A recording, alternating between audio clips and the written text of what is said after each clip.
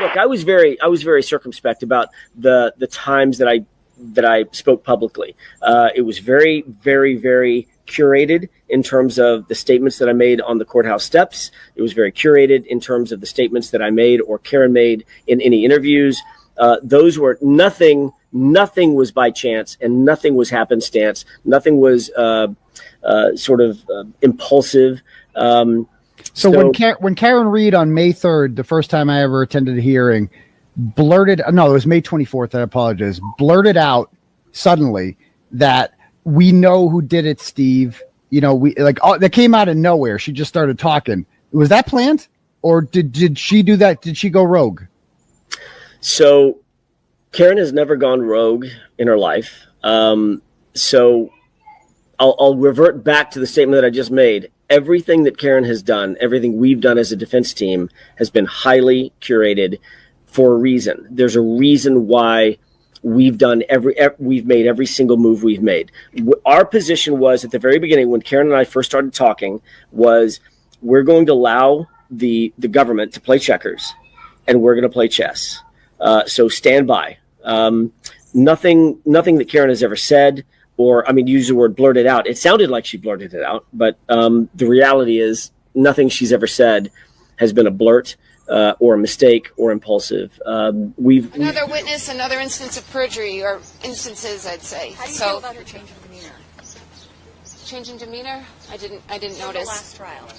I did not notice. Karen, did you tell Jen to make that Google search that morning? I did not. I did not tell Jen to make a Google search. I certainly didn't tell her to make the one at 227 either. What stood out to you most today? We know all the details. We know all the changes in statements. It's just what will her reaction be, and it's just more of the same. Inconsistencies. Every statement's different. Under oath, not under oath. With the cops are all wrong. This is very similar to what we saw a year ago. Do you think that she colluded with Kerry Roberts? Why is she so inconsistent? Because she's lying. Do you think she That's colluded? it. Thank you. Do you think she colluded with Kerry Roberts?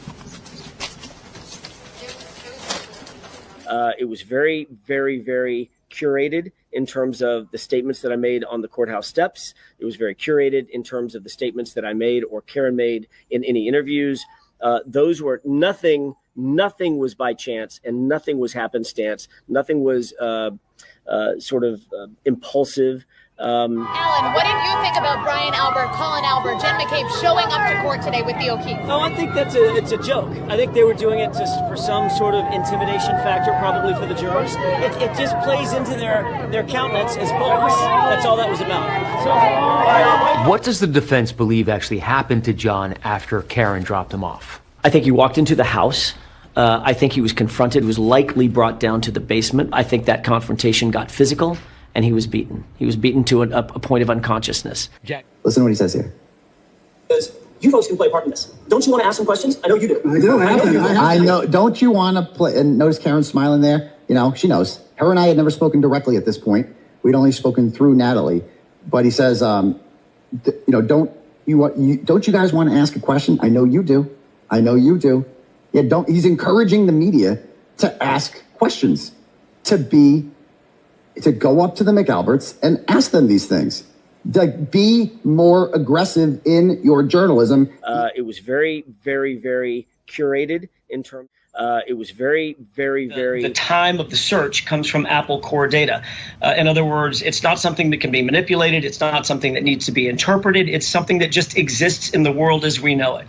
The Apple Cocoa Core data indicates, or the core time indicates exactly what time that Google search occurred. That time was at 2:27 and 40 seconds in the morning on January 29th. That's 3.5 hours before John O'Keefe's body was found. Why is Jennifer McCabe, one of the parties that was inside the house that night, the sister-in-law of Brian Albert, why was she Google searching? How long does it take for a human body to die in the cold? My point is not I need to call Jennifer McCabe back. I've done the damage that needs to be done on Jennifer McCabe. The point is... I'm sorry, I missed that. You've what? I've done the damage that needed to be done on Jennifer McCabe. I don't need to call her back. McCabe, it's me or her. Either I'm going down, Jen, or you are.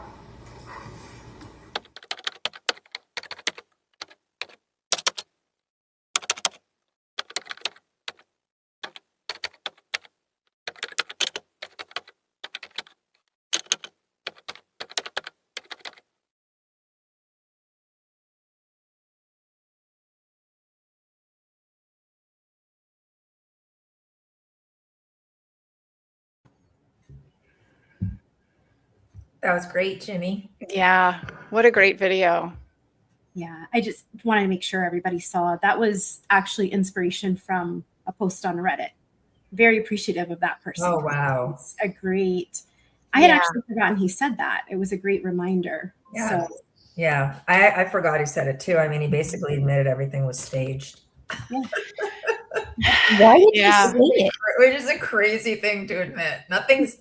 Everything's been curated from the beginning. What? Everything's by design. Karen Reed never speaks off the cuff or whatever word he used. Yeah. Yeah. That creates such a catch-22, doesn't it? I can't believe that. What's coming up? Because now you can't say that. You can't say, oh, well, I don't know what I was talking about. Right. Yeah. Right. Yeah. That's going to haunt them. That is going to haunt them. Yeah. They're pinned in now. They sure are. So I think we're having a little problem with StreamYard, like a lot of people have been. I think there's a lot of people in our other link waiting for us. There's like 50 people I saw over there. So I'm hoping that they'll. So I just told Aaron in the chat to go to the other live stream and just guide them over. Sorry, guys. We think it's StreamYard's. Yeah. We have something in common with Turtle Boy this week because this exact same thing happened to him. So it's StreamYard. We were on the struggle bus right until live. I'm sweating. Yes. Poor Jenny. Aw. Poor thing. Kiri, do you want to talk about it, or do you want me to talk about Venmo and all of that? Because I just realized we didn't discuss who was going to talk about it. Oh, yeah, go ahead. Go ahead. Okay, so we've added the Testify Venmo to our screen.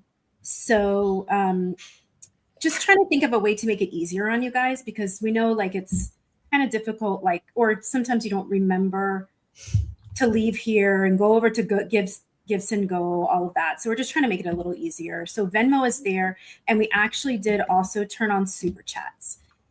And any money through super chats goes straight to them. Like it's not for us. It goes to Testify. The only thing we will say about super chats is that YouTube takes at minimum, I believe 40%, right? Or 40%. Or 50% of 50%, of whatever you donate. So right there, you're losing, some of that money is not going to be able to be sent to them. We don't see it. They don't see it.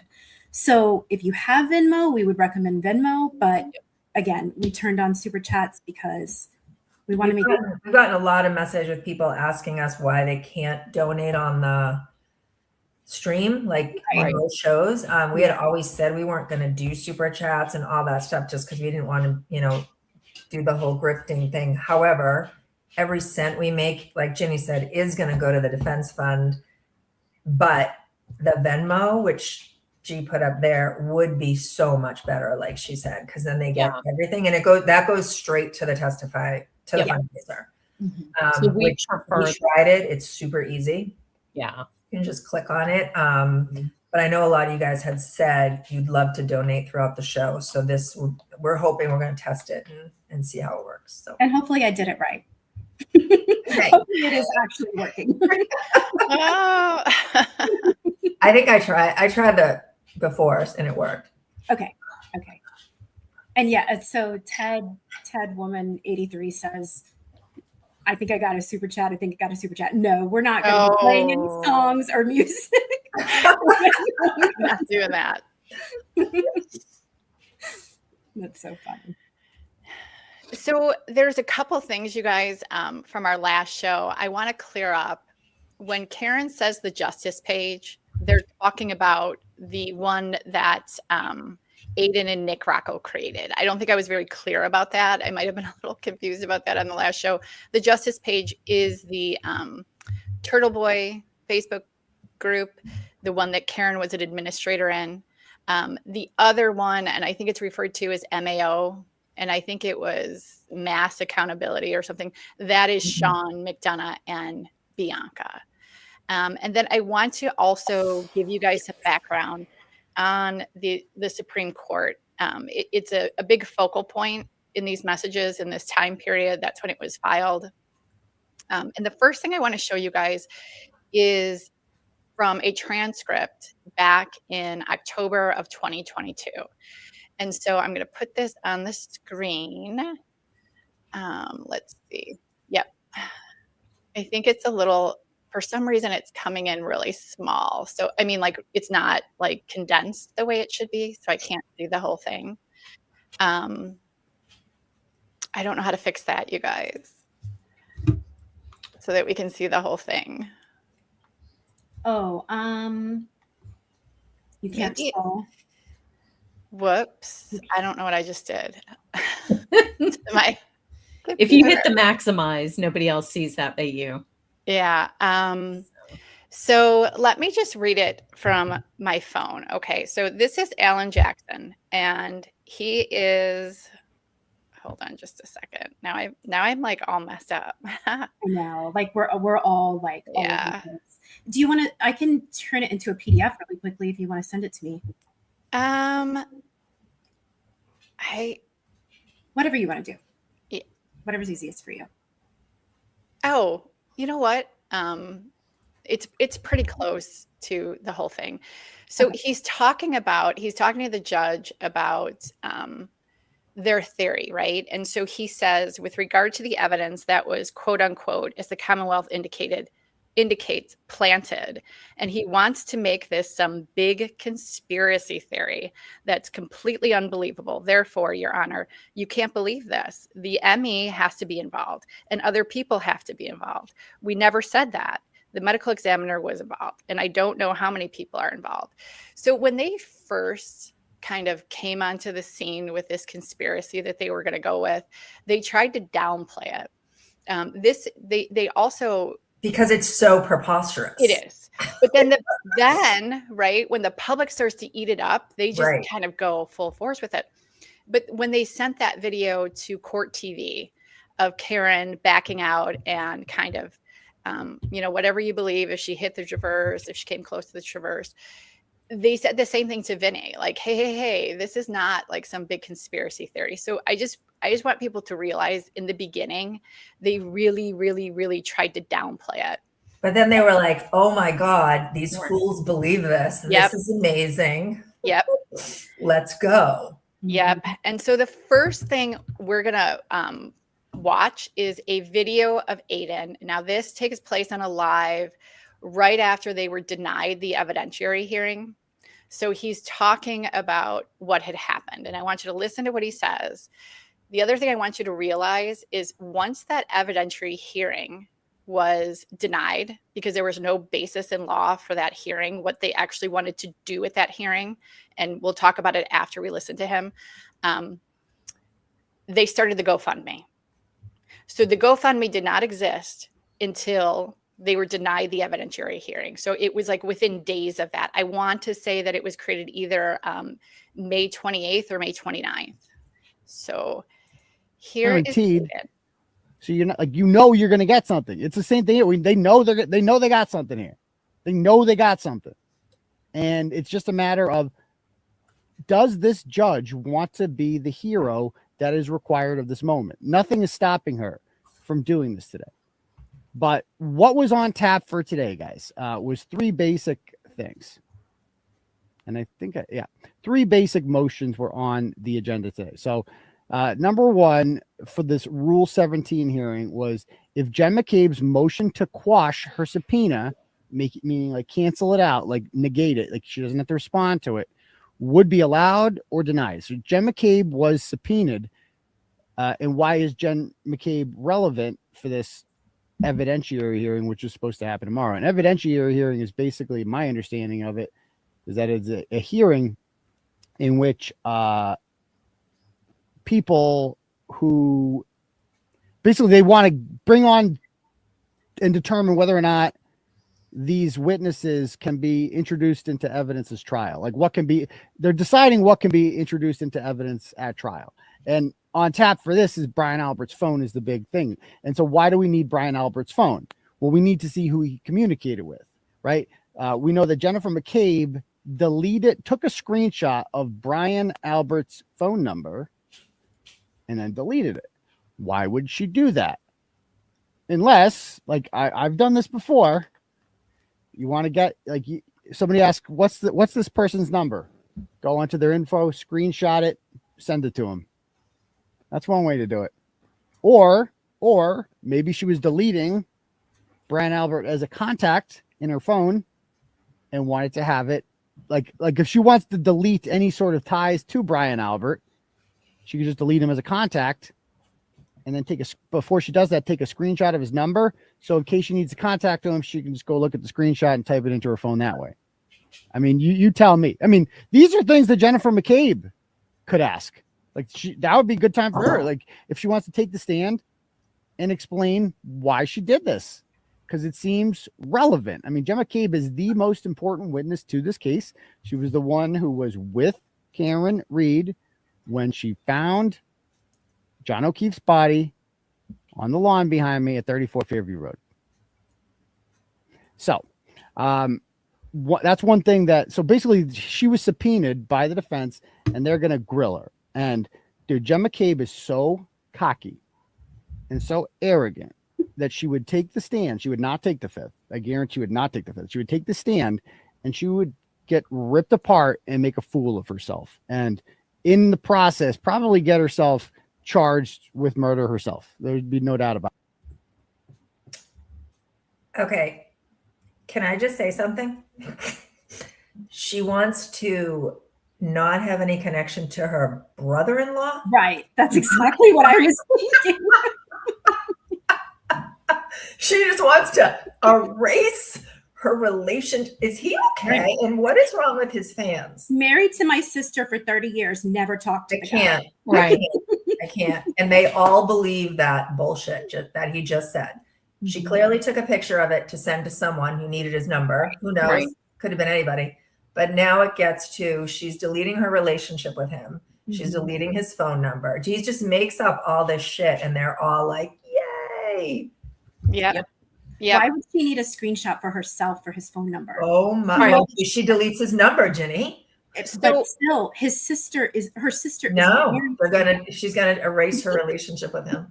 But they used that. They used her deleting that screenshot in their Supreme Court appeal. Yeah, that was part of the conspiracy. Yep. And if you heard what he said, what the plan was for that evidentiary hearing, it was to get Brian and Jen on the stand, and they were going to try to break them, just like he had done in the Spacey case. Yes. Everything that you saw up until this point was to get this case dismissed. Yes. And how do you do that? You do it with people's phones to like destroy them because no one wants their phones looked at. We know that. Look at Spacey's case, right?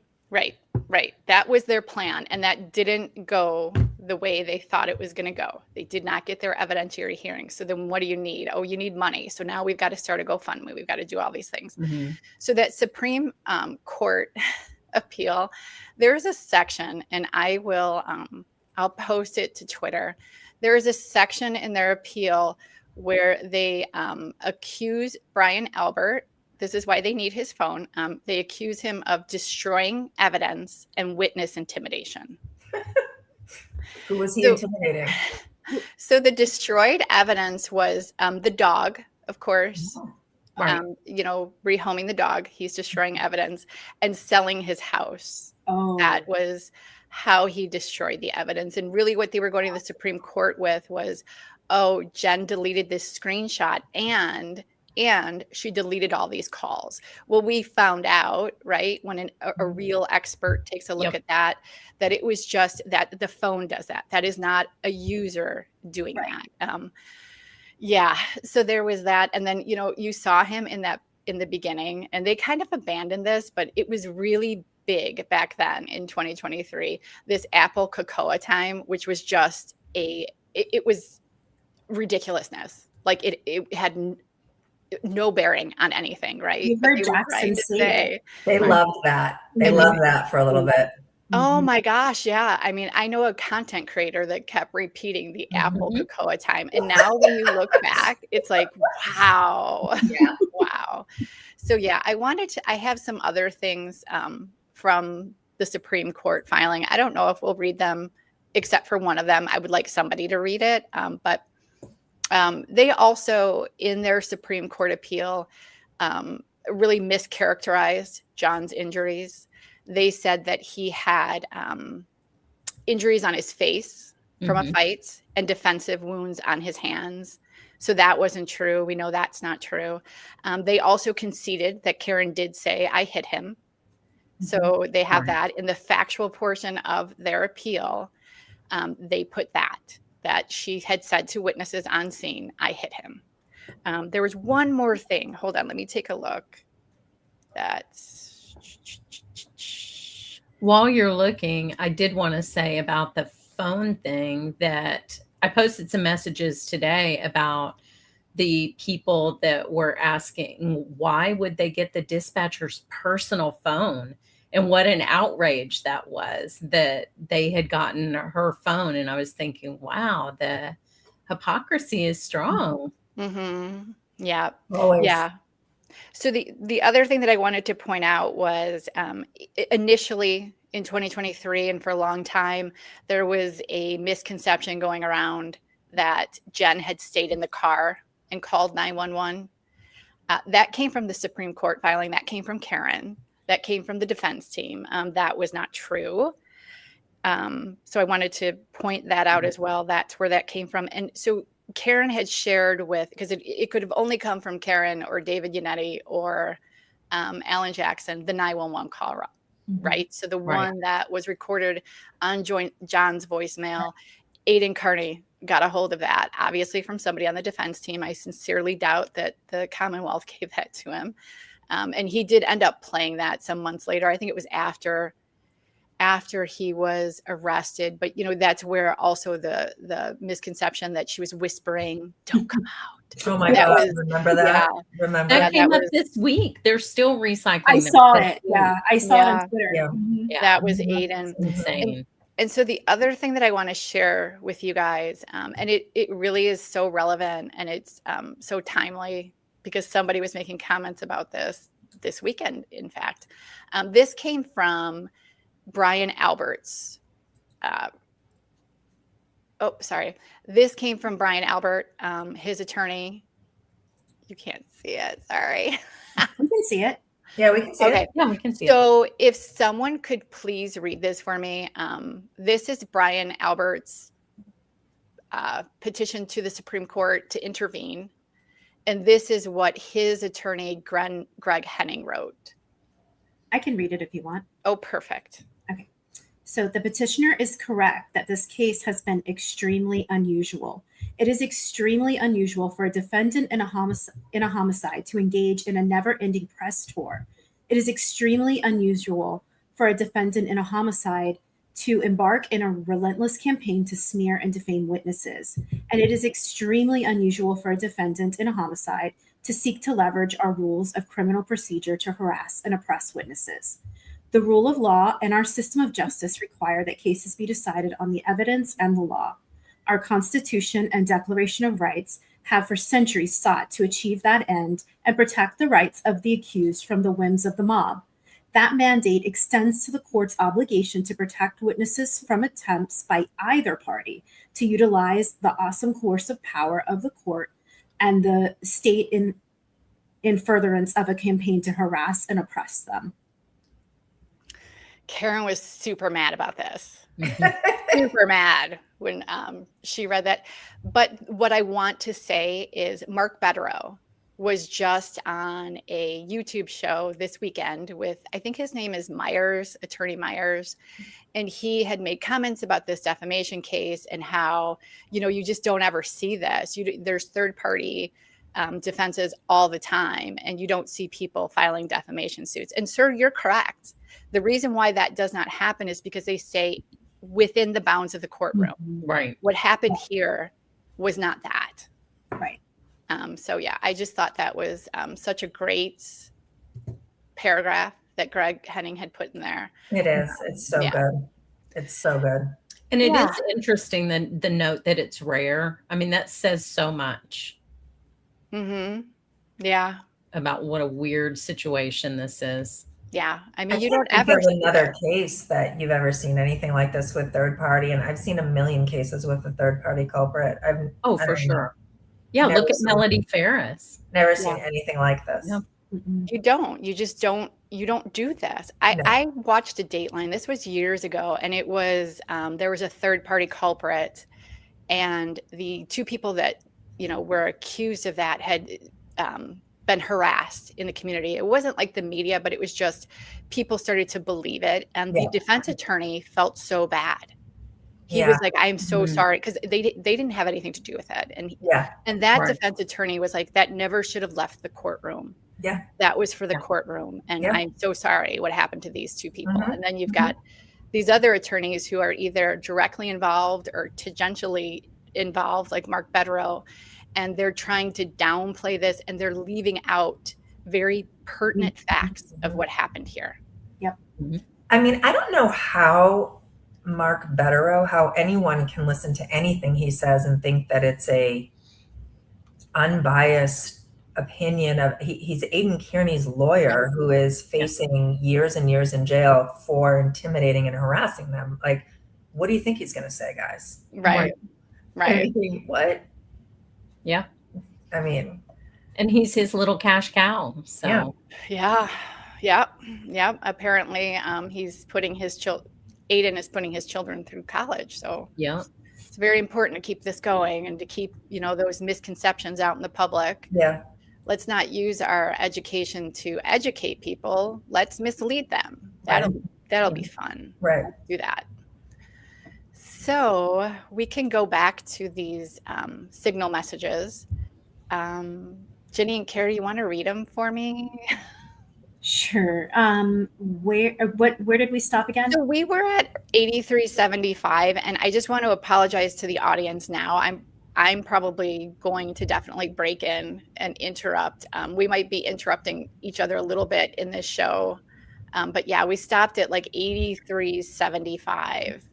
And in that particular message, Karen is talking about the Commonwealth response to her SJC appeal. Okay, I see it. Okay. Do you want to read a little bit, Carrie, and then I'll read, or how do you want to do it? Because it's not really, it doesn't look like conversation like. It's this. Okay. Karen. So where do you want me to start? 8403? 8375, right? Yeah, let's start at 8375. Okay. I'm going to read from my phone just because it's easier for me. Okay. So this is Karen. They mention arrival 3 times, never once mention confirming departure time. And then she says, it seems like at this point they're trying to just find out what we have and maybe determine if my dad or I touched the taillight, which we didn't. Then she says, LOL, exactly, to something someone else, Aidan must have said, a fishing expedition. You did ask, I forgot. And then she sends a couple photos. You can't make this shit up. Yeah, and so they're talking about what's in that SJC filing. And if you guys remember that video that they showed in court, as soon as they got back to Dighton, Karen and her father are running back to the back of that car to look at the taillight. I don't know if they touched it or not. I don't even know why that would matter. But yeah. Well, in the video, it looks like she did, but she also says she picked a piece of glass. Like there was a piece of glass sticking out of the taillight that she picked out. Yeah, so she said she did that at One Meadows, right? Right. When she was there So she's touched the taillight. Mhm. Right, Yeah. right. Yeah. You want me to keep going? Yeah. Okay. 8355, she says no. And you should hear our phone calls when we discover this shit.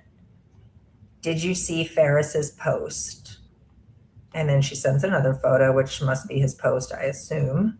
So yeah, and Jim Right. Ferris was getting, remember from the last show, you guys, he was getting a lot of heat. Karen had said that he had accosted Alan Jackson. And so he was getting a lot of heat from these people. And he had posted in like a Canton community group, like a post or a comment to something, basically, saying, I didn't do that, and defending himself and defending Chris.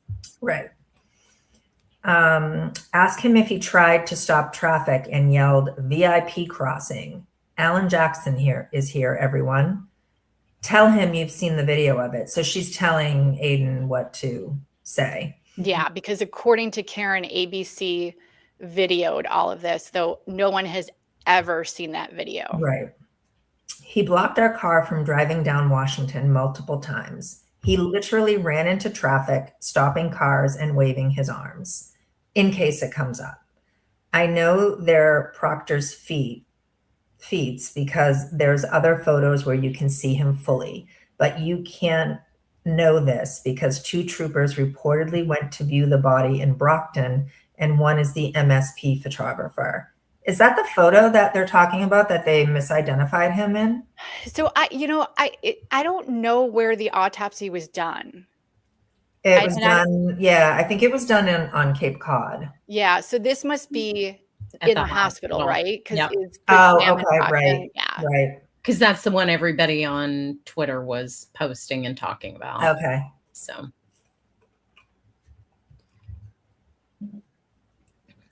But she's telling him, like, I'm telling you this, but you can't know it. Right. Right. So, right. Do you want me to do a little? Yeah. Sorry. I really can't see. Someone else is going to have to do it. I'm sorry, guys. Okay. So 8309 looks like it's just a photo, right? Oh, hold on just a second. We do have a blog post that goes with that 8330. Okay. That might explain a little bit more. Okay, hold on one second. I'll add it.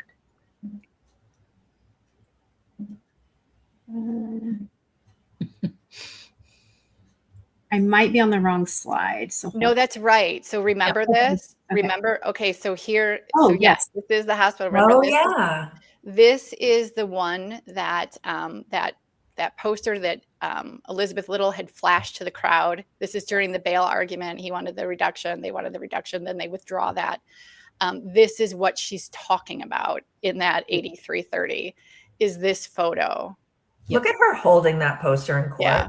It looks ridiculous, just absolutely ridiculous. But yeah, so he did write a blog on it. And she made sure to tell him what you can and cannot put in there, right, into this blog. So sorry. No, perfect. Yeah. Oh, the other thing I want to say when we bring these up, somebody had said that these are not real because it looks like someone cut them out and pasted them. That is exactly what I did. So when you get the extraction, it's backwards, right? So you would have to read up. So I actually sat and I cut all of these out and put them in order. Yeah. And if you go back to our earlier streams on these messages, they're in reverse order. Exactly. So she's trying to make it easier for y'all. Yeah. And the number is redacted. We're not trying to hide anything. That was another comment. We can't even see who it's from because the numbers are blocked out. Well, yeah, we have to redact the numbers. So yeah, right. And I mean, guys, these are all going to be in the civil hearings. Like you can pretend all you want that they're not real. Like they've all admitted these are their message. He's admitted. They've seen Aiden having fits about these. Right? Yeah, So, like stop it. That the bad guys have all my messages. What? I thought they were fake. Yep. So anyway. Okay, so 8309 is a photo. Another photo, and then she messages, it's ABC's video and it's not public yet. They can't prove ABC didn't show it to you. Yeah, because he's going around saying that he saw the video. Of Ferris. That's what they're talking about. Yeah. Yeah. So she's like, just say they showed it to you. You can't say they didn't because she's the one that gave it to him. I don't even know that there is a video, you guys. I don't know. Oh, so she's just saying this is what happened. Right. Okay. Right. Yeah, I mean, it's kind of weird if he was doing all of that. Nobody whipped out their cell phone. Nobody. I was just gonna say, she's probably most likely lying. Yeah, I mean, he was running and stopping traffic. I would think somebody would have whipped out a cell phone, especially as cell phone savvy as they seem to be. Yeah. He's like screaming and can't. He's like, no one took a video. He's waving his arms. He's blowing smoke in people's faces. Stopping traffic. Yeah. I can't. Everything is so dramatic with these people. Yes. It's a movie, like we've said before. Yes. It's like it's a movie, action movie that's playing in her head. Yeah, it's the Dawn at the Ponderosa. yeah. We know, Karen. So, and, you know, to go back to that too, and I don't have it in this stuff, but there is a video. It's Brian Albert, and he's in a bar with some friends, and he's goofing around. I want to say they're talking about somebody's feet. Like, just, it's very silly, and he seems very silly in the video. It's kind of a cute little video. Karen did not want that video getting out. She did not want Aiden publishing it. She did not want anyone to see it. She got into an argument with the intermediary because Karen had created this character that Brian Albert was supposed to be. And that video, which was Brian Albert, completely ruined her character that she had created. You're right. That was from one of TB's girlfriends, that video. Yeah. So Lauren also sent that, and he did eventually play it. And he's like, I don't know if it's really Brian. It was really Brian. Yeah, and he was being silly and cute. And Karen did not want anyone to know that. Let's see. Okay. So 8303. I didn't know they sat in the clerk's office. Tully was definitely there. And then she reacted to a photo that I guess he sent her. Yeah, because I think Tully and Yuri, I don't know that they actually went into the courtroom. They were there, obviously, because we saw the video where he's chasing Yuri. And Aiden was telling her that they were hiding in the clerk's office. Oh, my God. Wait, that Yuri and Tully were hiding in the clerk's office? Yes. Yep. Yes. Oh, okay. Yeah. Oh my god. Magical thinking. I can't. Okay, and then she says, "Oh my god, I somehow missed the entire YouTube." And now we're on Nick Rocco again. Yeah. Okay. Oh geez, I'm having a hard time seeing this. Tristan. Tristan put up a no trespassing sign in his yard this morning. He must have watched the live last night. Because remember, Aiden said he went to their house. He went through their mail. And like she loves this, right? Or, I mean, they love that people have to put up no trespassing signs. I mean, think about how diabolical these people are. Well, imagine looking through someone's mail. No. Like you're that invested that you're going to their house and you're looking through their mail. No. Isn't that a federal crime? Like it is. It's somebody's mailbox. You can't do that. Not in Massachusetts. Not in Massachusetts, apparently. Right. You can't even leave something in someone's mailbox. No. You can't just open your mailbox and leave like a flyer or anything. Right. Yeah, that's crazy. But yeah, she does, just going back to what you were saying, Carrie, she does love it. I mean, remember when the first blog came out and she was how excited she was texting, so-and-so just took down their Facebook. So-and-so just locked down the account. So she loves it. She loves it. Yeah. And they're all folding. Just wait until, I mean, imagine that all coming out in this, defamation and these harassment trials, how much they love this. And it's all in writing from them. It's crazy. And everything was deliberate, as we saw in the opening. Everything was curated. So how do you get around that? Yeah, I mean, you can just keep playing that little clip of him. Everything. After every single thing you show, just play that little clip. It's crazy. They're bad at chess. Yeah, apparently. Maybe they should have played Go Fish. With 3 people. Okay, and then Nick says, right, someone on that page is starting rumors that me and Jenna have connections to Karen. That's why we are raising money. It's going to get ugly. Okay, that's right. This is Nick saying that to Aiden. Right. I'm just trying to make sense of it in my mind. Okay. And then Karen says, I heard that was wild. And then she messages him and says, can you send me those Tara Hayes pics again? Lindsay is talking to a guy that hooked up with her. She's married. So this one just kills me. Tara Hayes is, there is a person named Tara Hayes that was a supporter of hers. But this is what Karen is doing. She is so in the weeds with gossip that she's talking about affairs that her followers may have had, right? It's just wild. That's, I don't even know what to say. The woman that went to court with Carl, and then she says, never mind, I got the pics. Alan said he'd get involved with the Sean stuff if he had to. Yep. And this is the Facebook groups that we're talking about there. My gut is that's not a good idea. But I keep thinking how Bianca got her back up when I tried to step in. So Bianca is the person that runs that other page. Right. And so now here you see Karen is reaching out to that person that owns that group, and she wants to be able to have a say in what is or is not posted there. Mm-hmm. And Alan's going to get involved and talk to Sean McDonough. Is that what that says? Yeah. He and Aiden said over and over again that Alan Jackson and Karen Read both wanted control over what was happening on Facebook. And I don't know who I was just thinking Tara Hayes that we just talked about. That's actually not a supporter, Julie. That's actually Tara Kerrigan. Oh, that's Tara Kerrigan? Because there is a Tara Hayes too. Yes. So she's talking about Tara, and she has like this obsession with Tara. Yeah, that's who. And then she said she was at court with Carl. So okay, Tara. So that's who that is. Okay. So, and if you remember, Tara, like anybody that Karen expresses dislike of, Aiden attacks. Yes. That one show after Tara, and that was such a beautiful article that she had written. It really beautiful. Was. Mm-hmm. The things that he said about her were disgusting, just basement level, gross, disgusting things. I mean, look what he got his fans to do. That's all they do now is degrade her. And yeah, they were hardcore at her for a while. Yeah, and she's a lovely person. She really is. She's really a lovely person. Yep. Are we good with slides, Julie? We don't need to show anything. Yeah, we're not showing anything until 78-87. Okay, perfect.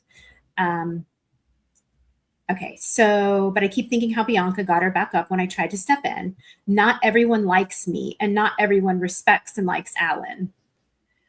That would be me. Yeah. Okay. Count me in. Alan just thinks the Sean stuff is shitty. And then she says, okay, cool. I just wanted to circle back on all the KP stuff you sent last night. Bianca is Natalie level evil. It's not about me at all. It's about them. How dare someone have something about themselves and not her? Unreal. I mean, it must be the Karen show, 24 hours a day, 7 days a week. She makes that capitalized a lot, right? Doesn't she make that "it's about me" statement so many times throughout the last couple years? Yeah, she says it's my jury. It's my, everything is my, me. It's my time. She capitalized at all. It's not about me at all.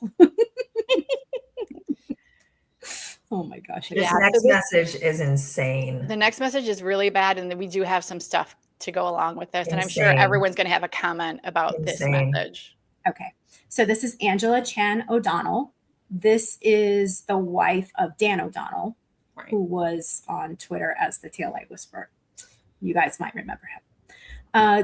Good morning. Perhaps you've already thought about this, but the SB is planning on honoring the Little League players at the meeting on Tuesday. Considering John's nephew will most likely be there, I'm wondering if key players will be present also. Oh my God. What a sicko. Angela Chan, you are. What a sicko. Scumbag. That is disgusting. I mean, we're talking about a little boy that has had so much trauma in his life and so much loss. And she's looking at him possibly being there for the select board to honor them as an opportunity to attack the witnesses. Now, Aiden does go to that meeting. Yeah. So what she's talking about, he does show up. But unreal. And so we do have a couple things to go along with this. If you guys remember, Angela did show up in court. Mm-hmm. She was invited to sit behind Karen in court. So let me just move to the next one. Yep. And then you're so there's Angela Chan. She was there the day before this testimony, but it is very interesting when you listen to what happens here with the cross-examination of Matt. that Angela would have been invited to when he was going to be on the witness stand. Don't recall monitoring what troopers were doing? I was not monitoring anything that the troopers were doing. If I had driven down the street, dropping someone off, picking somebody up, and saw the troopers, then I saw the troopers. I was not monitoring anything. Directing your attention to 1:34 p.m. and 27 seconds. You texted your wife, Brian Albert, and Nicole Albert, quote, troopers back out front, but in front of Asian house. Did you not? If I texted that, you could show it to me. May I approach you? Yes. Thank you. I'm showing you a document, sir, and if you look up or look at it by yourself and look up at me when you're done. I don't use glasses, but I can't see this. So maybe I need glasses. I'm making it out. I got it. Is it a light? No, he says he doesn't. No, it's not. It's just dark, but I got it.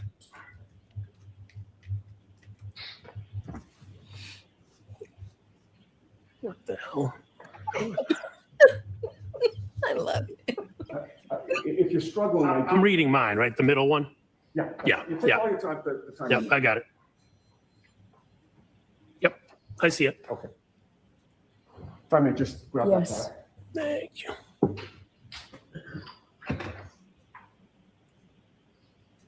Having reviewed that document, is your memory refreshed?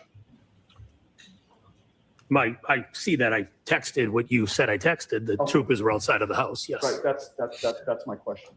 This is a page that contains the group text that you had with Jen McCabe, Brian Albert, and Nicole Albert, correct? Yes. And in terms of the question that I asked you, you now acknowledge that you testified troopers back out front, but in front of Asian house, correct? That's correct. Mr. McCabe, what is an Asian house? The next door neighbors to the Alberts were Asian. So you mean that a family of Asian origin lived next door? Yes. They were the next door neighbors to your brother-in-law and sister-in-law? Correct. They lived, if you come out of Fairview, they lived to the right of the Alberts. And did you know their last name was the Chungs? I had no idea that. I've never met them. I don't know their last names. I just knew it was an Asian family next door. And you didn't feel the need to ask their names or try to call them by their names? Wow. I've never met them. Sorry. Objections sustained. You know what, Ms. Giannetti, let's come to sidebar, please. She knows exactly what he's doing there. Yes, it is she does. so disgusting what he was doing there. Yeah. And imagine Angela letting herself be used in this really disgusting way by Karen and thinking that, she's part of a movement. It's so gross. It's disgusting. It's disgusting. I mean, he just spent 5 minutes asking him about his characterization of a house that it's not his home. It's his brother and sister-in-law's. The people who live in the house are Asian. Of course, he said, the Asian, who cares? Who cares? Well, and this just goes into Alan Jackson saying everything is curated. Yes. Everything is optics. I mean, look who's standing behind Alan Jackson right there, sitting behind him. And I assume I know you're where going the to cover camera the Sean text or the Sean tweet about this or no? Where Sean on the Gulf, he's the one that tweeted that Angela had made a comment that she felt used by Karen on the day of the Asian comment, which I think Angela denied somewhere. But I do remember, I think I have that tweet somewhere. I'll look for it while we're continuing on. But you're right. It was curated. Yeah. It's so gross. No, it's just disgusting. I mean, I can only imagine what she said to them outside. I mean, what are you doing? I mean, sure. Yeah. I mean, he said he never met them. How would he know? You didn't care to use their last name. How would he know their last name? He didn't. He hasn't met them. No. I mean, anything to make the public The jury, they just did everything they could to make them hate. Well, remember how they blew up about that after he was questioned? Yes. Or after his testimony? Mm-hmm. Yep. Yeah, good point. That's true. Vianetti referred to the Kolakithis as the Greeks. Yeah. You're right. He did. Yep. Yeah. And we know that Alan Jackson, at least, possibly Karen, is obsessed with, calling people white supremacists and all of that. Like, this is just like instigating, playing to people's sense of outrage, anything to get him on his side. It's infuriating. Well, I mean, that was what was curated, play to people's outrage. Mm-hmm. Absolutely. Yes. Mm-hmm. Yep. All right. You want the messages back up, Julie? Yes. Okay. And let me make it big so I can see it. Okay. All right. So we're on 7860. Please do not go anywhere near the Google Nest /Ring, etc. in any blog or podcast. It's really important. We're going to try to get it from Ellie in Seattle, parentheses Amazon. If Lally finds out, evidence could be destroyed. Oh my God. Of course it will be. I can't even make it through these. It's so ridiculous. The lies that she came up with are like, I mean, like this is just a lie. Yeah. And like he ate all of this up. Of course he did though, right? Like, but unfortunately for him, he represented himself as an investigative journalist. So now the fact that you didn't research a damn thing to check this woman, now you're stuck with that. That's the bed you made. I know. Because I mean, remember in the beginning, I would always say this to you guys, like, she fed him everything that made him, just be so excited to be involved with this. And I didn't blame him, because obviously all of the disgusting, vile things, but she really, I remember the feds are coming. Morrissey's office is bugged. You're going to be on Dateline. You're going to be on 2020. You're going to have these movie rights. And you're right. He didn't vet anything. He didn't. He just took the murder defendant's word, who was facing 30 years in prison. Mm-hmm. And it just went off the rails. But it puts her wiretapped phone call in a different light, right? Where she's saying, maybe you could say thank you. Because she is just, she's speaking through him. And, I think, I don't know, at least one of them understood the relationship. Yeah, I mean, thank you for what though? Facing 100 years in prison, right? But in her mind, thank you so much. But she's saying, "I gave you what you published," which right? And he should be saying, "I kept you out of Framingham prison." Yep. I mean, because she'd be there if it wasn't for him. She sure would. Mm-hmm. Yep. Mm-hmm. So she finishes that by saying, and I'm sure the prosecution assumes we talk. Right. She says, yep. She sends him a photo. And then we have Carol, Eye Patch Carol, right? Is that who this is? That's exactly who that is. Yeah. She says, I think Galvin's, Galvin is Denise and Bob. Right. Jen's sister. Correct. Because they're really mad at them because, they were involved in that 2020 thing. Yeah. Right. So Carol's sending their location to Turtle Boy so he can go and harass them. Yes. Yep. And he does try to do that, except they had put up trespass signs. Oh, so peaceful Carol. Mm-hmm. Yes. Peaceful. Yeah. I think Galvin's on Pleasant or Dedham. I can't see what that. Oh, Street. Yeah. That's nice. And then Nick Rocco's just a peace-loving hippie. Nick Rocco, what if we offer? Oh my God! Why are you doing this to me, Julie? That's the wrong one. I can't control my face. What if we offer a reward, say like 2% to someone who comes forward with $2K. $2,000. Oh, $2K. I'm sorry. That's like super small. I can't see it. Yeah. It is. To someone who Yeah, 2K makes more sense than 2%. To someone who comes forward with a picture of Proctor and Brian Albert together. Yep. That's a great idea, Nick. Yep. They'd never have to give the money away either because there's no picture. They've never met each other. Yep. Right. And then Karen misses a call. She then sends this phone number to That's Nathan. That's her brother's phone number. Oh, really? Yeah. Enter Nathan. Okay. And she says, please don't get into it with Alan. He knows I told you. Oh, told him.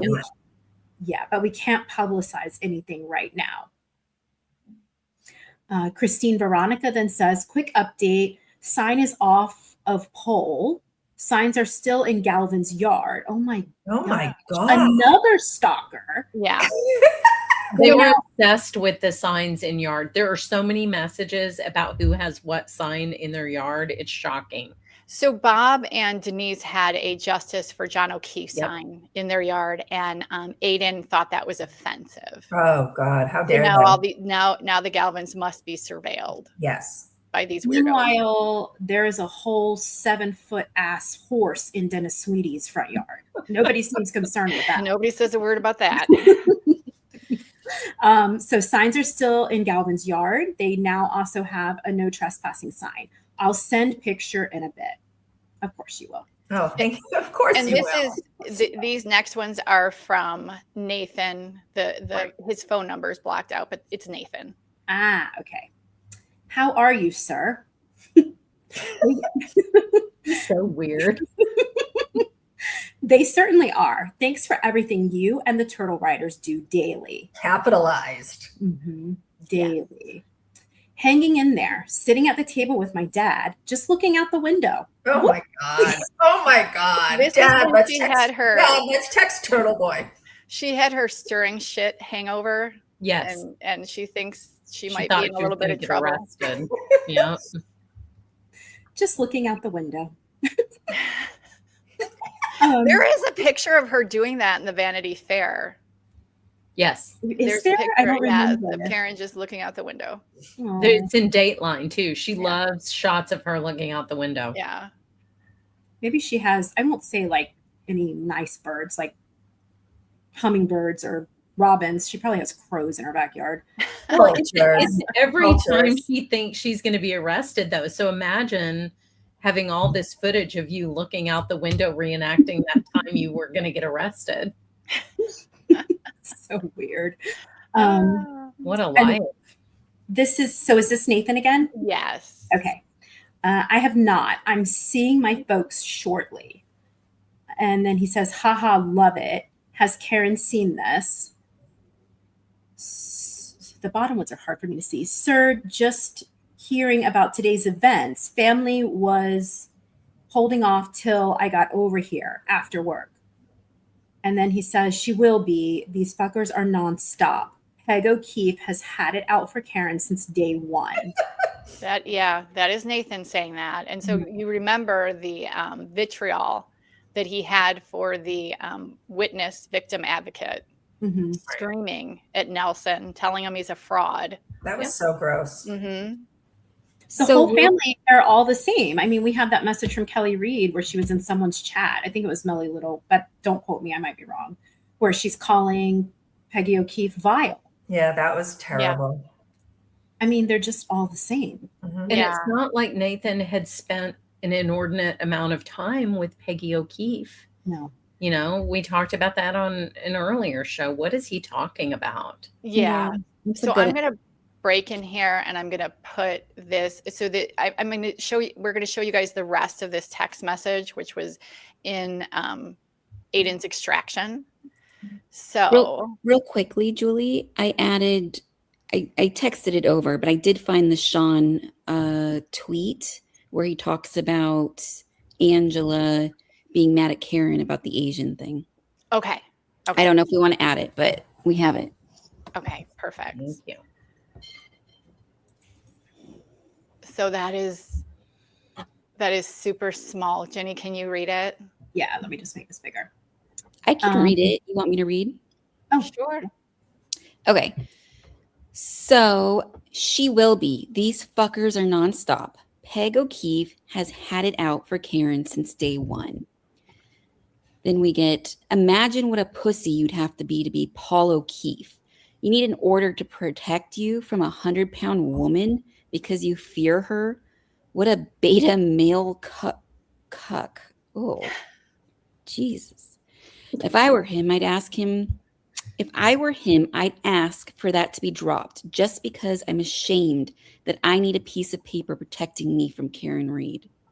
Didn't he just try to go get a piece of paper to protect him from Meredith O'Neill? Who was also a 100-pound woman.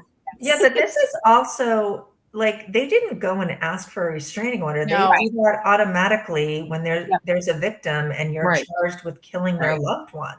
Yeah, they had nothing to do with that. The Commonwealth did that. They didn't ask for that. But that shows you his level of understanding of criminal cases, right? And that's Aiden saying that? That's Aiden. Yeah. Who has a restraining order who tried to get a restraining order on Meredith O'Neill and has one on Kate Peter. Yes. Yep. That's Aiden saying that. It makes sense. Yeah. Mm-hmm. That is wild. Tough guy. Wow. Sorry, let me add these back. Make this bigger. Okay. And then to that is 7647. This is Nathan's reaction to what you just heard Aiden say.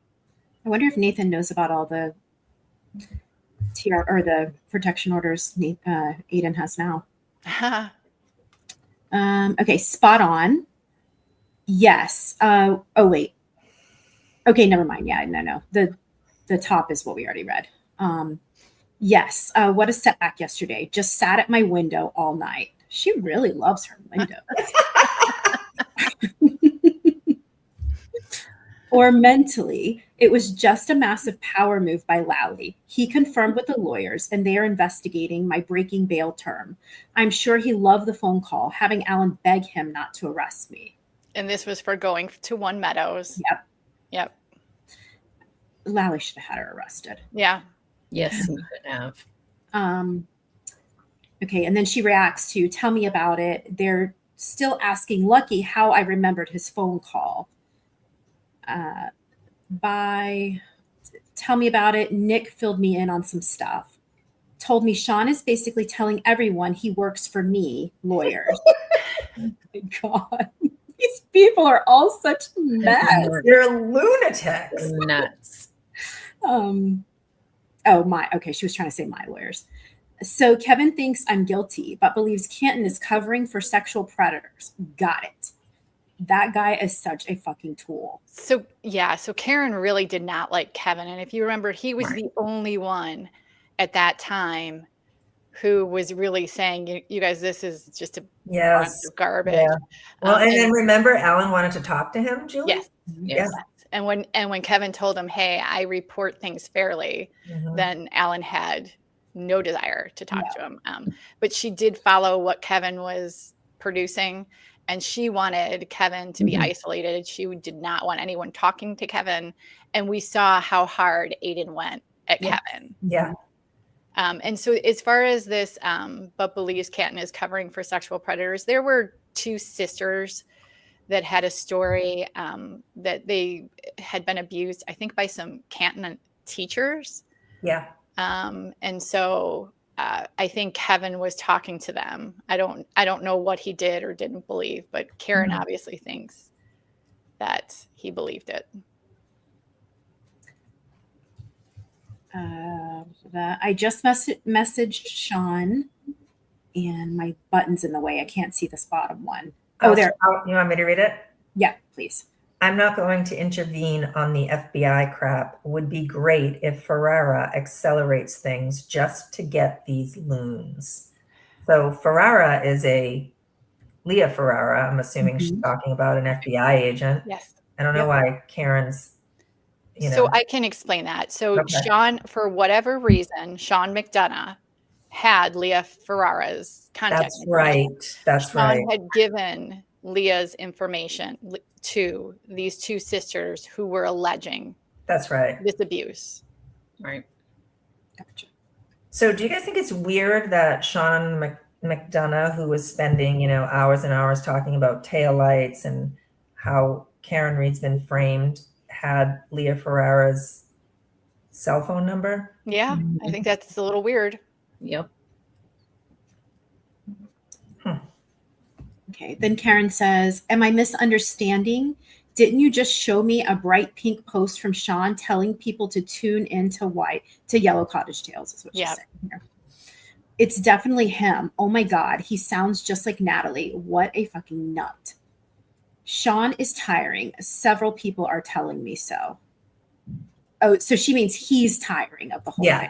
Yes. Okay. Not that he's making her tired. Right. Okay. I could see that too, though. Yeah, when it was Aiden's group, I can't fight every battle because I don't trust these people not to share what I send them. And I can't involve the lawyers for the reasons we agreed about yesterday.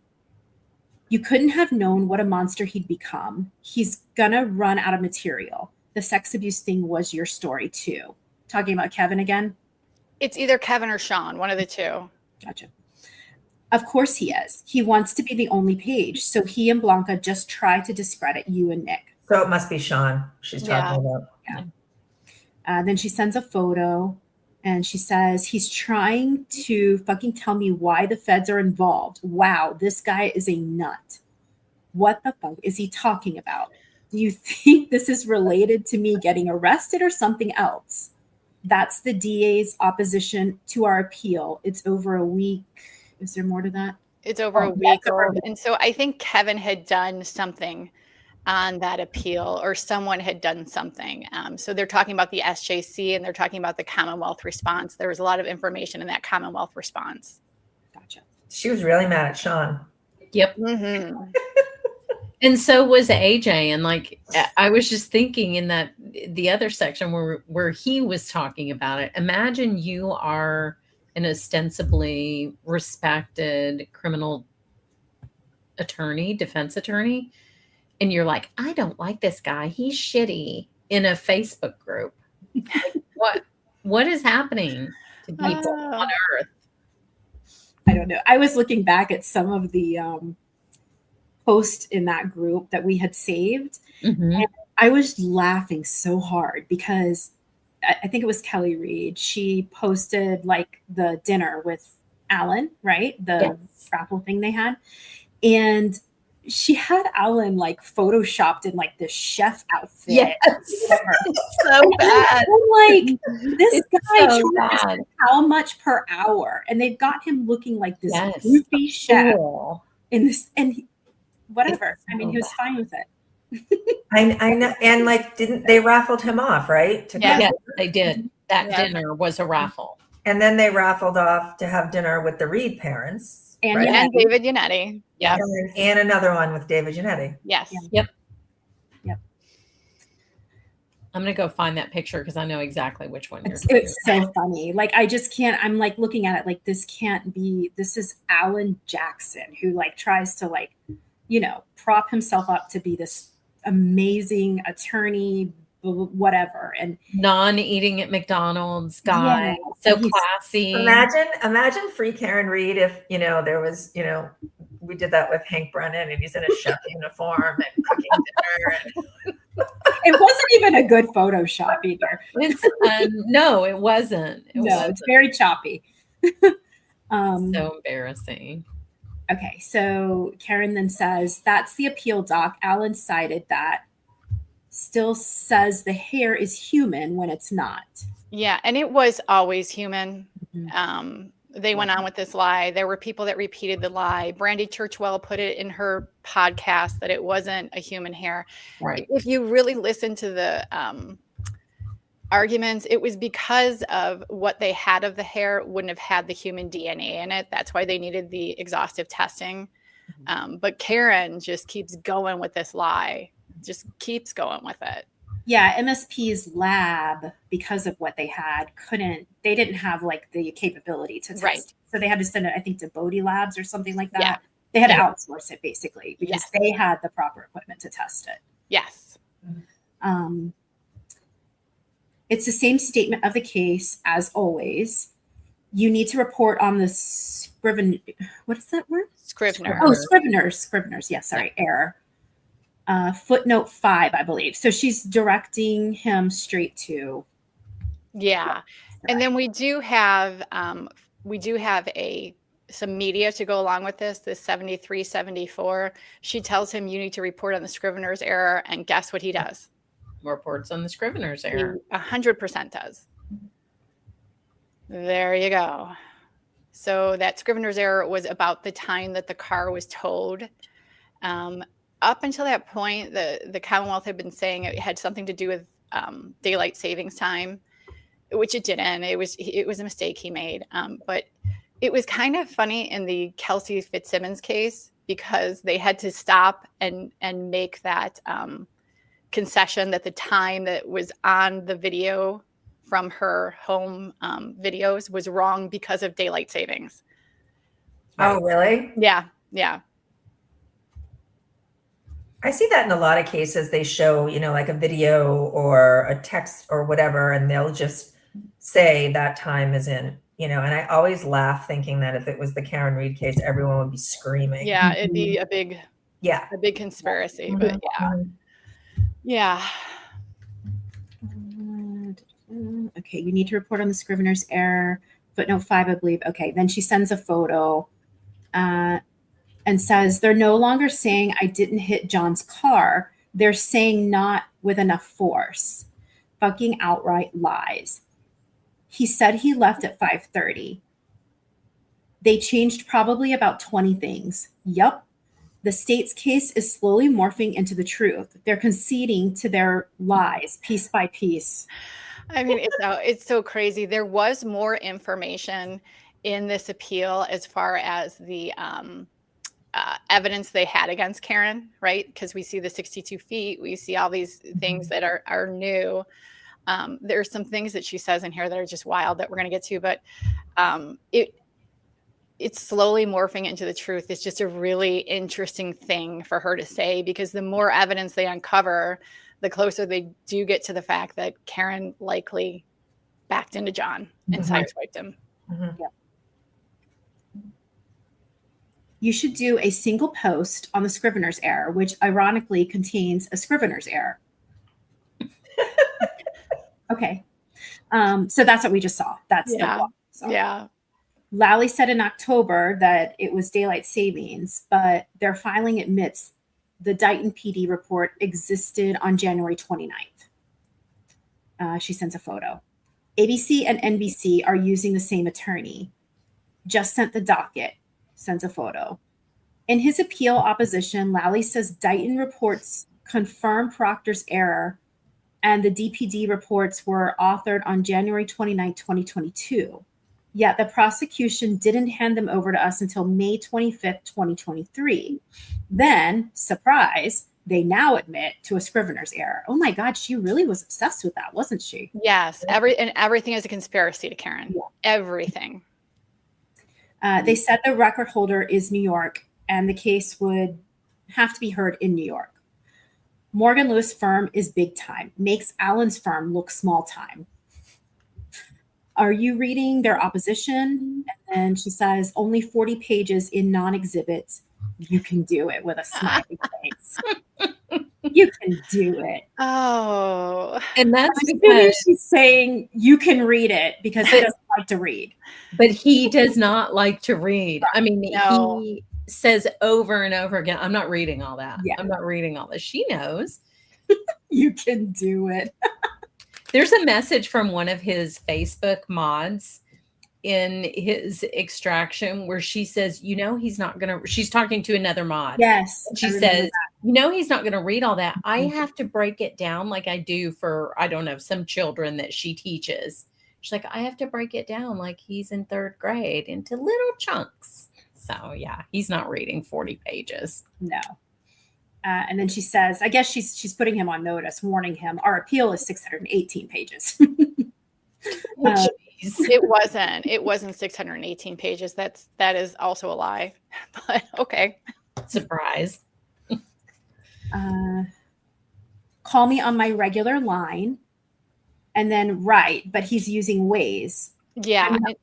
So I just want to, so this is Garino plotting John's points, and he's using Waze. And remember, even Olivia was saying this stuff like, this isn't reliable. None of, and they're throwing in Apple Cocoa time, and wait till you see what she says to him. I mean, it's, oh, I can't. So she says, I'm not a fan of breathing life into Kevin's bullshit when we've got the state admitting Proctor got the towing time wrong. If people are pinging you, tell them to read the fucking document. Actually, someone should tell Kevin to read it. She's obsessed with Kevin. Yeah. Yeah, she really doesn't like that he didn't jump on board. Yeah, she's getting more and more irritated because when you see Garino's report and you see it plotted, it's impossible for John to have been in the house to be beaten up. Yes. So now she's getting madder. Do you guys remember what the date was when Kevin said that Aiden had reached out, that Alan Jackson wanted to contact him? Oh, I don't remember. I think it was in the summer, but I don't remember for sure. Yeah, I don't remember either. I'd be curious. Okay.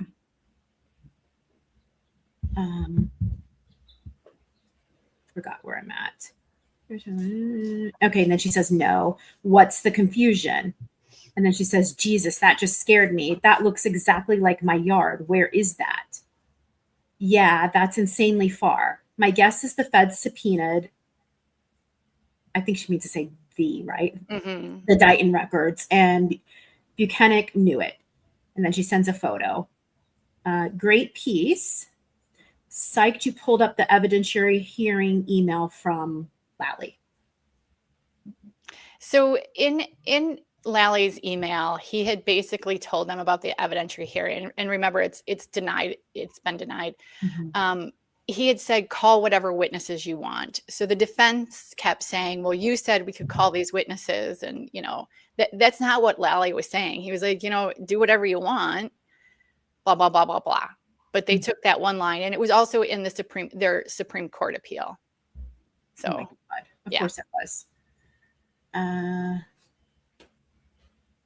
What is last point? Is that what that says? Yes. Yeah. Last point. Why would I ever subpoena Nest footage from anyone if I backed into John?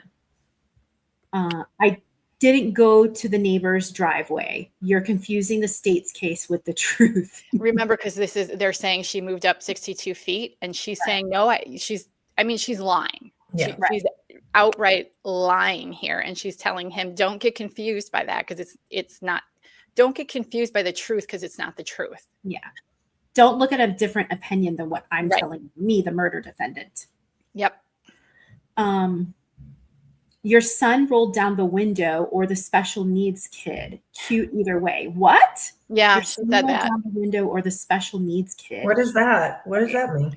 So it must have been some picture or something that Aiden sent, or he said something to her, but I don't think we say the words special needs anymore, Karen, just so you know. But cute either way. Yeah. BTW, is that what that is? Yeah. Okay. By the way, not that I care, but Kevin's reenactment got the wrong taillight and the wrong arm. I'm sure everyone picked up on that already. But just in case they didn't, she's going to make sure he knows. Right? And then I can't see. Really watching into Yellow Cottage Tales. She's very upset about I'm it. actually shocked. I am too, actually. I cannot believe, that's wild to me. Yeah. Yeah. Does that say file? Is that yeah, she sent him some kind of file. Okay. Aiden, I did a public. And this is Sean on the golf. I think my eyes are done. Do you want a break? Yeah, can somebody take over? Because I'm having a hard time seeing I more. can read it if you want. Yeah. What number are we at? 7128, and it's Sean on the golf. Okay. Aiden and I did a public boot of Kevin. I read through all of those filings today, and he was removed. I don't know who Kate Peter is, and I'm leaving the group. And when I do, I'll encourage all go to you. And when I do, I will encourage all go to you. Eddie is a close friend and is my co-admin. And Karen says, great show. Wowza. And so this is, I think it was Jenny that found it for us. He was on some radio show, and that's what she's talking about. Okay, gotcha. Next one, Karen says, apparently I washed dishes with the former mayor of Fall River. Okay. Karen also says, great show. Next one, Karen says, you can do it in your sleep at this point. What do we think she's talking about? Putting the show on? Well, she's reciting her version of events. Oh, gotcha. Karen's next one. I forgot about the nursing home. Karen then says she reacted to a text that said, LOL, I know your story better than anything I've ever known in my life. Oh my God. Which is funny. The narrator says, but he didn't. Okay. Where am I at? Will gets it for sure. What? 7095. Will gets it for sure.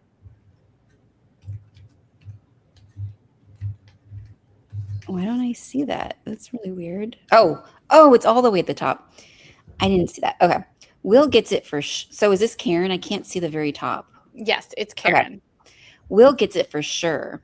That was great. They were asking great questions. Karen says no. Karen then says it's a different specialty. We'd use Bob Moda's guy to match trace DNA. Bob had just been on his show a couple days before. That's right. Yeah. She then says, speaking of, deck got moved. Yeah, and I think that has something to do with the Supreme Court as well. And she's talking about December. Yeah. And she sends a photo.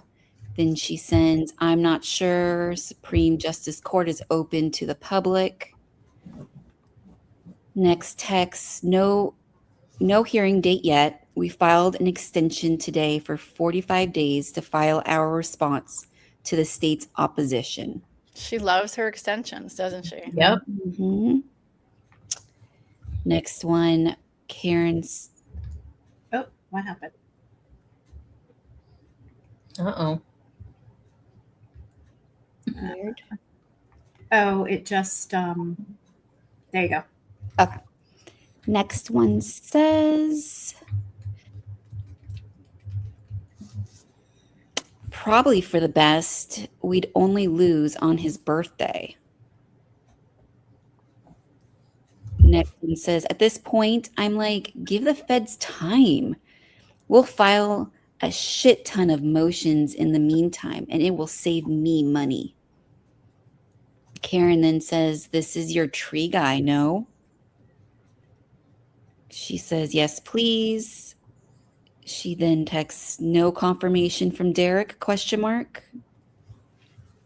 see that bottom. Yeah, this one's kind of split.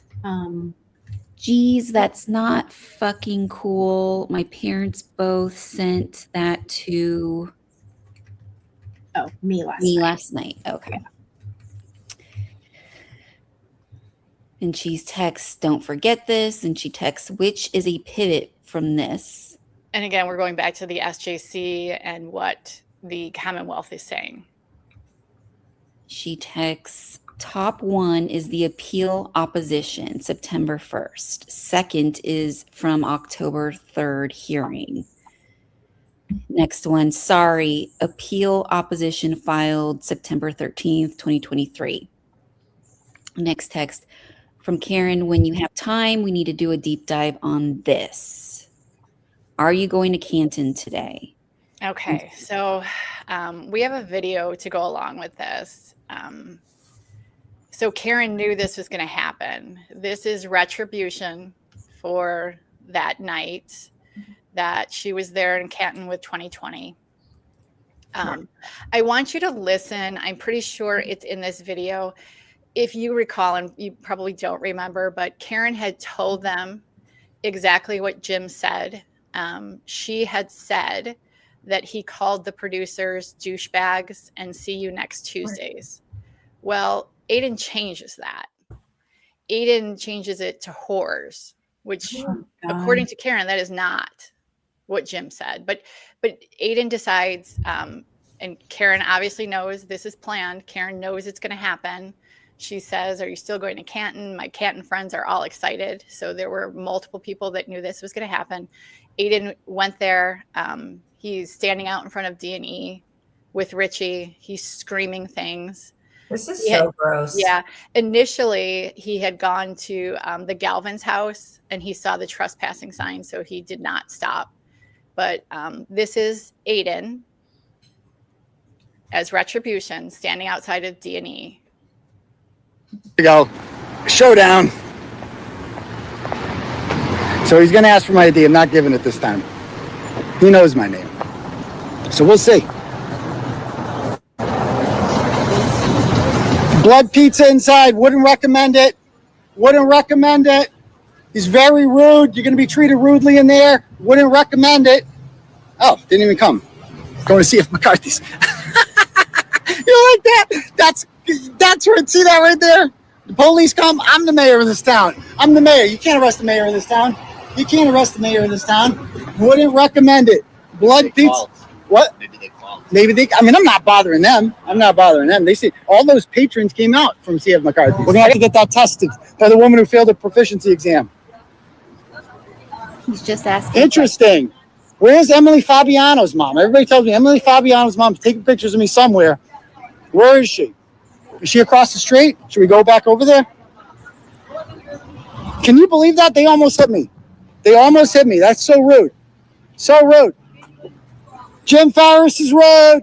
He's a rude person. Yes, he is. Yes. Thank you, sir. He's so rude. He calls women whores. This isn't the 1950s, folks. You can't call women whores. Can't do it. Women can be with whoever they want. None of his business. Free Karen Reed is right, baby. Where's Emily Fabiano's mom? I'm told she's taking pictures of me somewhere. Mrs. Fabiano, why don't you just come down and talk to me? Was your daughter in the house when John was killed? And why did she leave? That's my question. What's with all these 20-somethings leaving a party? Hey, yes. Jim Farris is extremely rude. What do we got here? Let's see. Look at those seats, dude. Oh, my God. Talk about a fixer-upper. Protesting him. Yes. Free Karen Reed. She's completely innocent. She's an innocent woman who did nothing wrong. She's a really nice person, and they're framing her for murder. Can you believe that? Free Karen Reed, right? I think so. I don't know if that's good or not. I don't know. We'll see. I don't know. Couldn't get a read on her. Okay. Who knows? She might be a nice person. I don't know. What was that? Don't do it. You're gonna regret it. He's so rude. All right, what do we got next this time? Hey, there they are. What's up, brother? Blood pizza inside. They got blood pizza. I showed up for the dinner hour rush. The welfare pizza shop. If you feel bad for him because he's got a lot of legal bills to pay and his pepperoni bills to pay and his credit card bills to pay, buy a pizza off him. You'll regret it, but he's kind of like everybody feels bad for Chris Albert in this town. Not everyone, like 5 people, but people like Joe Daniels. He's the welfare pizza guy. They sell blood pizza here. The pizza's covered in blood. Chris Albert once killed a man. Never forget that. I mean, this is blatant harassment. It doesn't get any worse, right? It's insane. And this is the day he caused the accident. So these cars going by that are beeping at him, one lady rear-ended somebody during this. Yeah, this goes on for quite a long time. Yeah. And this is him asking questions, guys. Just asking questions. Yeah. Standing in front of the business, telling people not to go in, saying there's blood in the pizza. That is not protesting. That is not any of those things. And again, remember, he changed what Jim Farris had supposedly said. Yeah.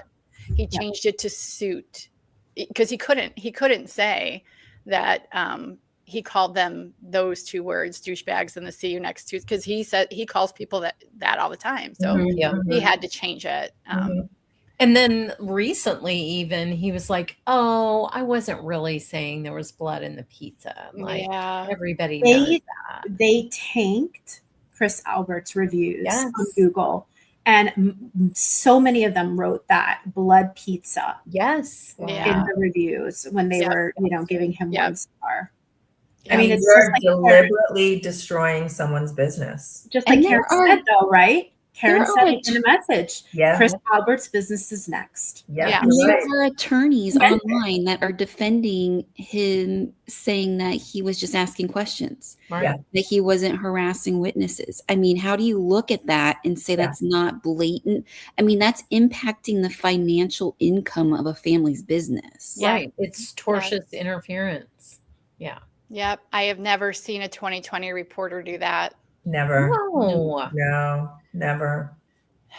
Yeah. So it's going to get worse when you see some of these comments. I mean, both of them out there, Richie and him, they look like mental patients that forgot to take their meds. They indeed look like mental patients that belong. I mean, the men in white coats should come and drag them away. If I drove past that, I would just be like, what in the world are these the spectacle? Right. Yeah. Right. And then the woman driving by with the Free Karen Reed sign in her car, like what?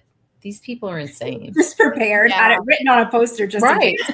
Well, they probably knew because he was live. Yeah. Right. Or he sent them.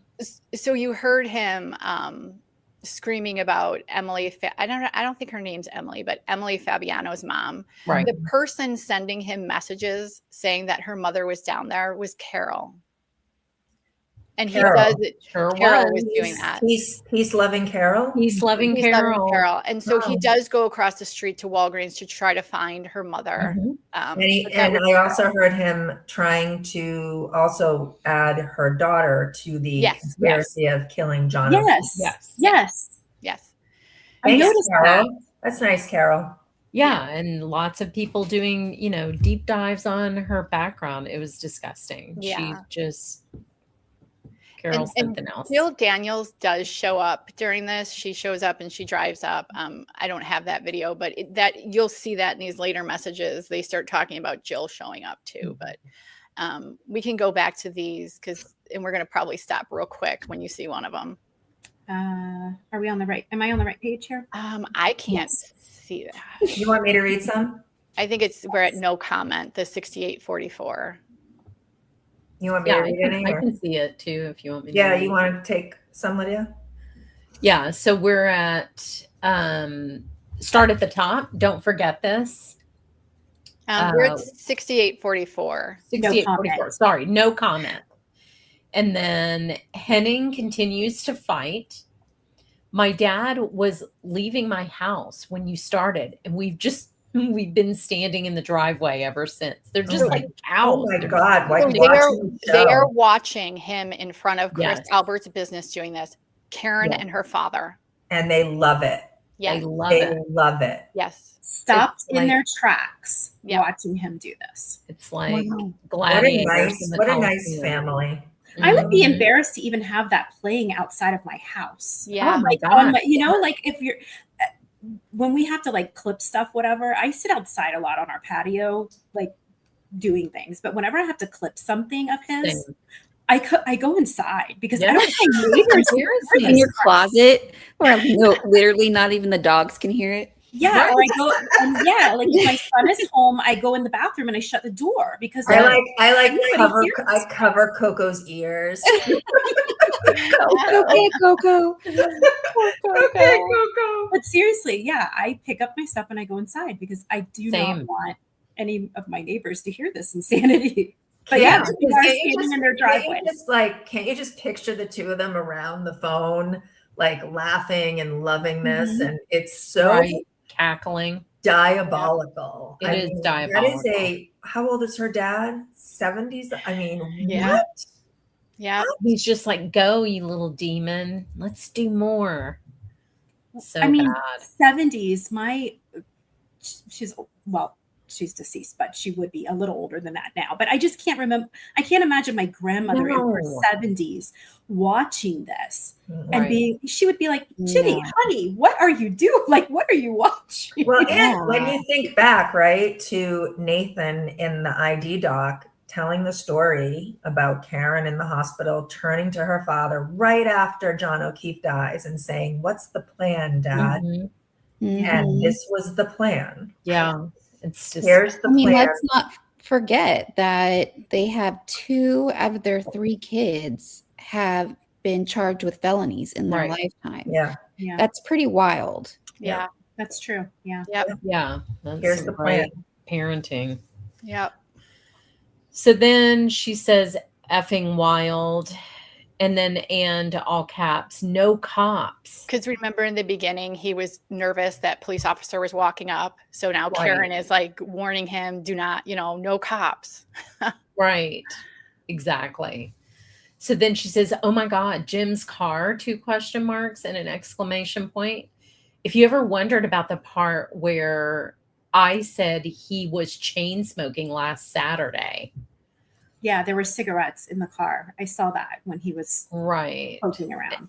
And as a woman with some vices, I'm not really sure that smoking judgment is needed. Karen smokes. Karen smokes. So she smokes Marlboro, right?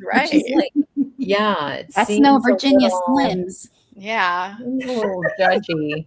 Karen Reed is a Marlboro man? Really? Yeah, she is. She likes Marlboros. That was Jim Ferris's car. They were like filming inside. Yeah, filming the seat when he was talking about the seats. Yeah. That was Jim's car. Yeah. Yeah, so it's clear she's still watching it because that's exactly what she's talking about. Right. What he saw in the car. Yeah, exactly. And she says, "Did they stop? I just saw a cruiser drive by. Me and Dad. Yeah, they withdrew the bail we withdrew the bail motion. Yeah, now we're on the next day. Yeah. Oops, sorry. Yeah. Can't see the dates. So then she says, you seriously cannot say anything about me almost getting arrested last week. On the live stream last night, you came close and it frigging makes me nervous. And we do have a video for this series of texts that come next. Okay. You want me to play it now? Yes. Set by Judge Cannoni for the submission of a further financial affidavit from my client to support our bail reduction motion. Please be advised that after consultation with my client, we have decided to withdraw the motion. So we will not be submitting another affidavit, nor are we asking the court for ruling on the motion. Thank you for your time and attention to this matter. Have a good weekend. So again, I'm ready to hear theories on this. I'd like to hear, I've seen a couple theories on this one. I don't know the answer to this. The part that doesn't make sense to me is like a lot of people have said, oh yeah, they're doing the whole like 4D checkers and shit. Like the most common thing that people have come up with to explain this is that they were using the motion for the bail reduction to get all of that other interesting stuff on the record, right?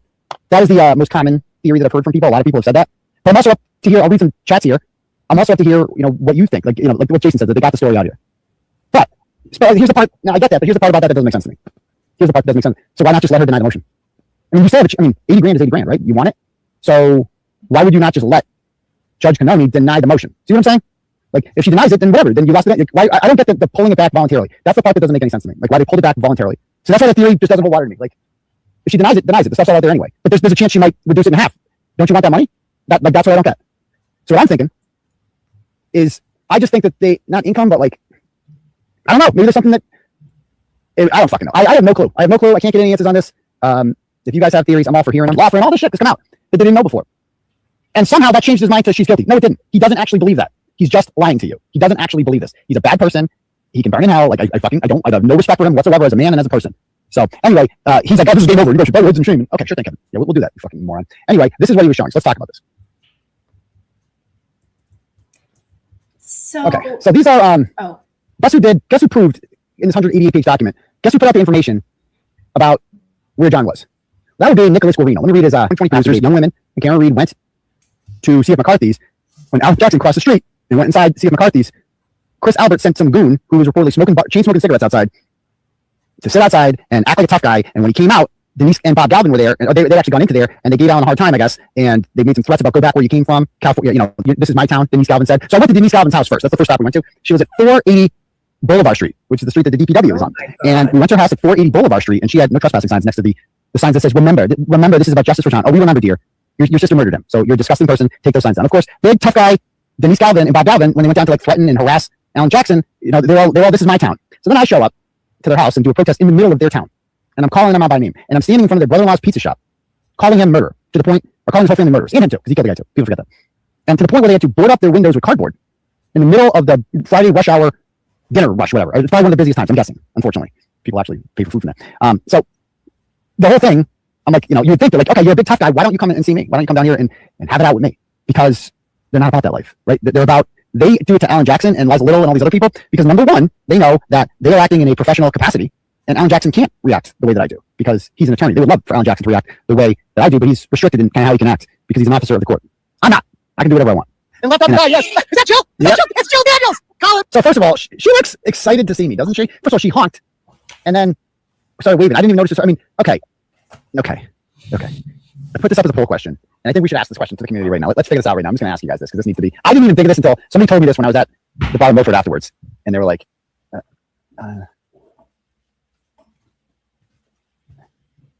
somebody told me afterwards, Jill Daniels has a crush on you.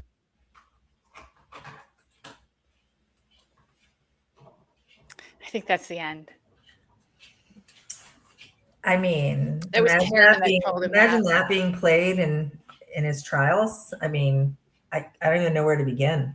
I mean, well, he says they had to put cardboard in the windows. He's Yeah. trying to get people not to go in there. Like his own mouth Unbelievable. Yes. has dug the biggest hole for him. And also just hit play for the defamation trial, like going after Jen's family, giving out her brother and sister-in-law's address. Right.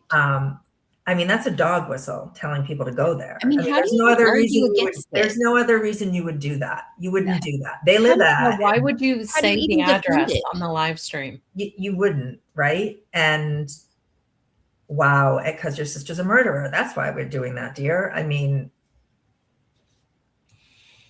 I don't even know what to say. I mean, he's so screwed. I Yeah, just I don't don't- even you know. really, I don't even know how you defend this. I don't even know how he goes to trial for Like, either of these can he things. claim he was mentally unwell? I don't. Like Ginny said, I feel like you can just show those videos and you probably can claim that. I mean, I don't know, man. It's crazy. Bad. It's really bad. It's bad. His fans and his lawyers can go on these shows and say whatever they want. They know how bad this is. I They mean, do know. It's bad. I mean, he knows. It's bad. Yeah. I have a question that I hadn't thought about before because I don't think I realized the timing. So she almost gets arrested for breaking bail, and then they pull the bail. Yes. Request. Yes. Yeah. Right. So that's the correlation, right? I mean, Yes. Yeah. Yep. And for all of you crazy people who think that, the Commonwealth was framing her, do you realize they could have thrown her in jail? What would have been better for them than to have thrown her in jail? Yeah. And they did, for whatever reason, they didn't, which they. What a missed opportunity. Yeah, there were so many between that and Tully standing outside her door for 2 hours and not kicking her door in. I mean, you literally just have to watch all that, right? To be like the message people are putting out on the internet, pushed out by a murder defendant and her blogger. You can look with your own eyeballs and see that the officers were actually treating Karen very nicely compared to how they could have treated a criminal, right? Yeah. I don't think they would have done that for a lot of people. Let's just say that. Yeah. But for some reason, I don't know if it was the Alan Jackson component or, I mean, obviously the PR smear that they were doing, they didn't want any more. And they were trying, I think, to stop it, what was going on and all the lies that were being put out. But I'm sure they regret it now. I mean, I'm sure they do. Yeah. But they treated her extremely, a lot different than they would have treated a lot of other people.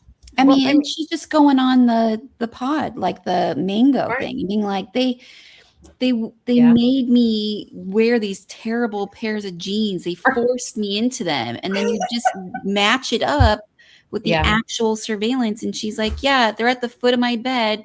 Yeah. And I have those. And Yuri's going in there and getting them. And Right. she's just a liar. Yeah.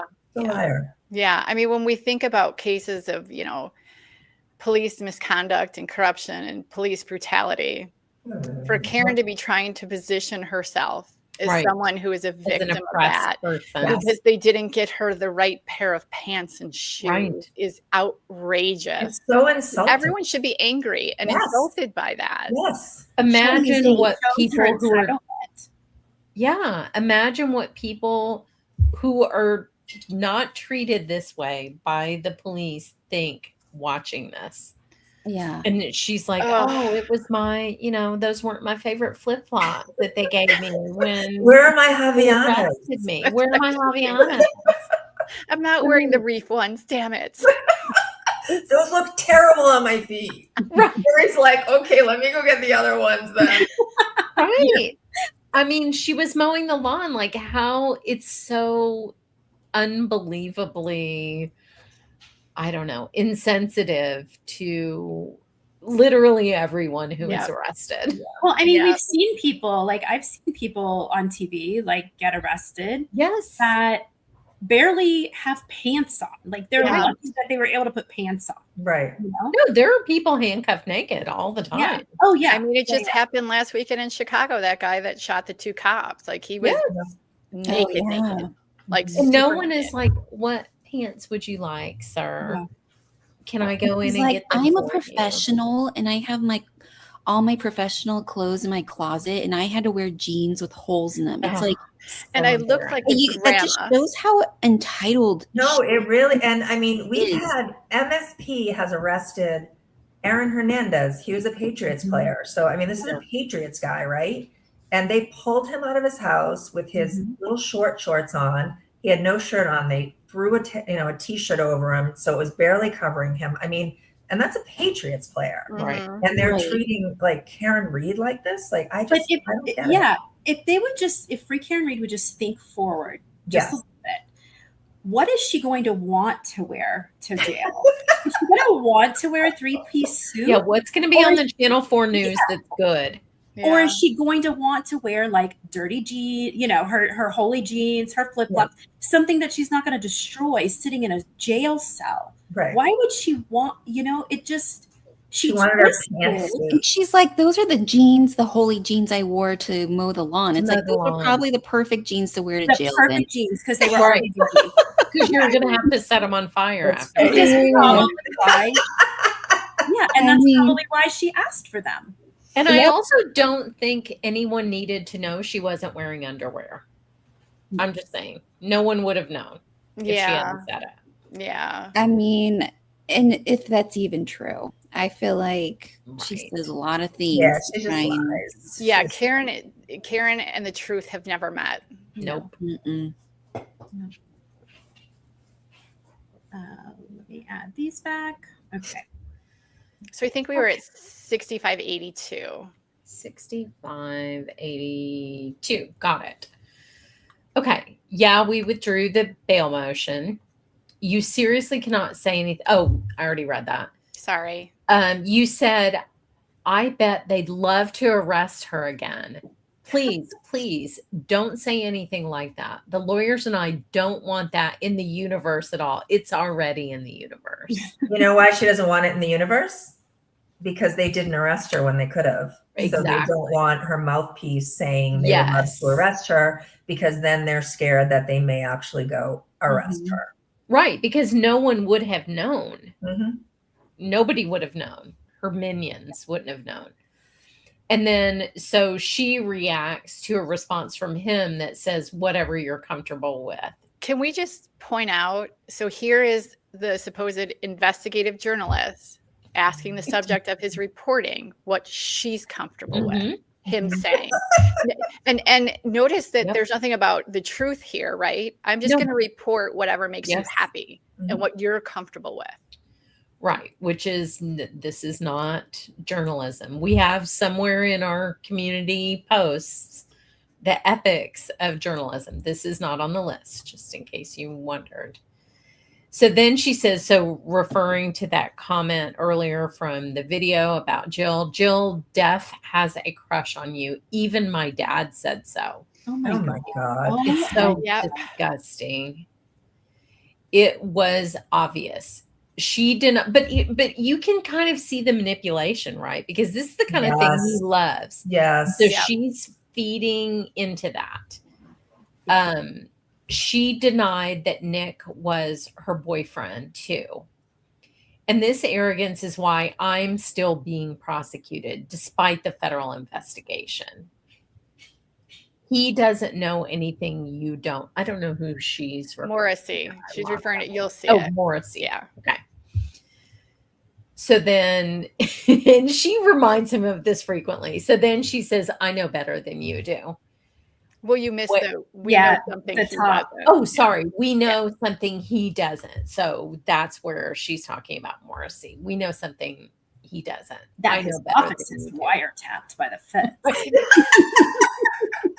It's so much like the Surprised firm. she didn't add that. I know. She thinks she's in The Departed. She does. It's so comical because it's so comical. Oh my God. I'm rereading The Firm right now, and that's exactly what I thought of when they were talking about all the bugs in his car and everything was this message where they're like, oh, everybody's bugged. She's so weird. Just a weirdo. Well, first, what do you think Morrissey knows that would give him any confidence? I promise you he's a step behind because, as Alan Jackson said, they're playing checkers and Karen's playing chess. Or many steps. And then she says the video won't load. Yep. And then, oh, wait, I have it now. And then she says the fucking irony. He stood in front of our SUV in the middle of, what does that say? Washington. We're back to Jim Ferris. Oh, Washington. Yeah. Juxtapose the CPD with the Gestapo that Morrissey calls up. Who seems more aware / nervous about a federal investigation? I tried to see what was publicly filed, and it's tough. So she's talking about the SJC, right? Because she can't let him share anything that's not public. So she's checking to see. Right. Our rebuttal to Apple Health versus Waze Times was not made public. I mean, and this is so ridiculous. We're back to this Cocoa time, which I can't even believe they went with that. But everybody fell for it. It sounded very professional, right? It sounded good. Yeah, this is some video Jesus appeal here. Yeah. And then she says you can't share that. Again, journalism. I think you missed some. So she says our rebuttal, and then she says these were our GPS points because this is going to become very important. She says something absolutely outrageous that's coming up. Okay, so these were our GPS points. You can't share that. Right. 2 issues. Every point, including the states, has a 100-meter margin of error, which is so ridiculous. What? She told him that, and he believed it. And I mean, 100 meters is a football field without an end zone. She is trying to tell him not to believe Kevin, not to believe Garino's report, because every point in there has 100 meters. And he believed it. I mean, this is insanity. Did he even look up? Did he even Google how, what 100 meters is? Julie, he's busy looking up how to play Go Fish. Oh, I forgot. Give him a break. Okay, 100 meters. 100. Well, he probably does. He'd probably have to look up what a meter was. He probably the way she manipulated him, and it, abusers can be abused, and it's such a weird thing to watch because she really did manipulate him a lot. She really did. I always wonder, if he realizes that now, but I mean, he can't really backtrack on it. But I do wonder, I don't know if he realizes it, but you have to wonder if he realizes. He knows. Yeah. I think he knows. Yeah. He 100% knows. I mean, she really, really did. Yeah. Well, I mean, she dropped him as soon as it was all over. So obviously he knows he was being used. Yeah. Well, wait till you hear this next one. Oh God, there's more. Oh yeah. Waze has him still on the road when Apple has him climbing stairs because Apple uses an internal clock and Waze is satellite based. I'm dead. I am just dead here that he fell for this. I mean, a lot of people did fall for this, right? Because, you know, Alan kept saying Apple cocoa and, you know, whatever. But, and we know for sure that this is 100% true. It came out in the second trial very clearly and very cleanly. Yes. Yep. And just so, and I just want Aidan Carney and Karen Read to know this, that for Apple Health to improve your location, they say to switch it to GPS. Right. So, right. Yep. Yeah. So me and Truth, those that know Truth on Twitter, yesterday we did a little spaces to see if we could try and get the conspiracy to fit the evidence as best we can. And that data is just, it's impenetrable how much the conspiracy cannot get past the data. Kevin Linehan has always said, and he's correct, and he's been correct for a couple of years now, it's bulletproof. It really is. We tried. We were like, you can't. No. Yeah. You can't. You can't get past this. And that is why they needed the PR smear horrific campaign that they did for especially the year before the second trial, because they knew if they didn't, they got 9 in the first, they knew what was going to happen, because I mean, it was bulletproof regardless of what any jury found. And it's why, if you bring this up with people, they're like, you know, well, Dr. Welcher, who's an accident reconstructionist and a biomechanical engineer, he explained all this data, right? And the physics, and then they just say, oh, blue man paint. Yep. Man painted himself blue, and like, that was a transfer paint test, actually, that he did. It's scientific, and it showed the alignment of where John's arm was to the broken taillight. Mm-hmm. How convenient, right? That Proctor and everyone framing Karen allegedly, that it all matched up. But that's what they do. They take blue paint, butt dials. Yes. Look what he just did to Jessica Hyde. Yes, absolutely. I mean, what racist? All he does, and all his fans do, is dehumanize and turn someone into a complete character, and just it's crazy. Every single person, because in order for Karen to be innocent, every single person around her has to be villainized. Exactly. Yep. Yeah, and so sad. So then he says we're talking, I think this is Aidan, he says we're talking about John Wright. And she said, that's still Karen. That's Karen. Like Aidan's asking about a point where it's showing John. Oh, right. Yeah. By the flagpole. And then she says, he was in that spot at 6 a.m. Did you read my text? And they have 100-meter margin of error. She's really pushing that, because she does not want him to look beyond, right? Because if you look at it, her story, she's full of shit. Right.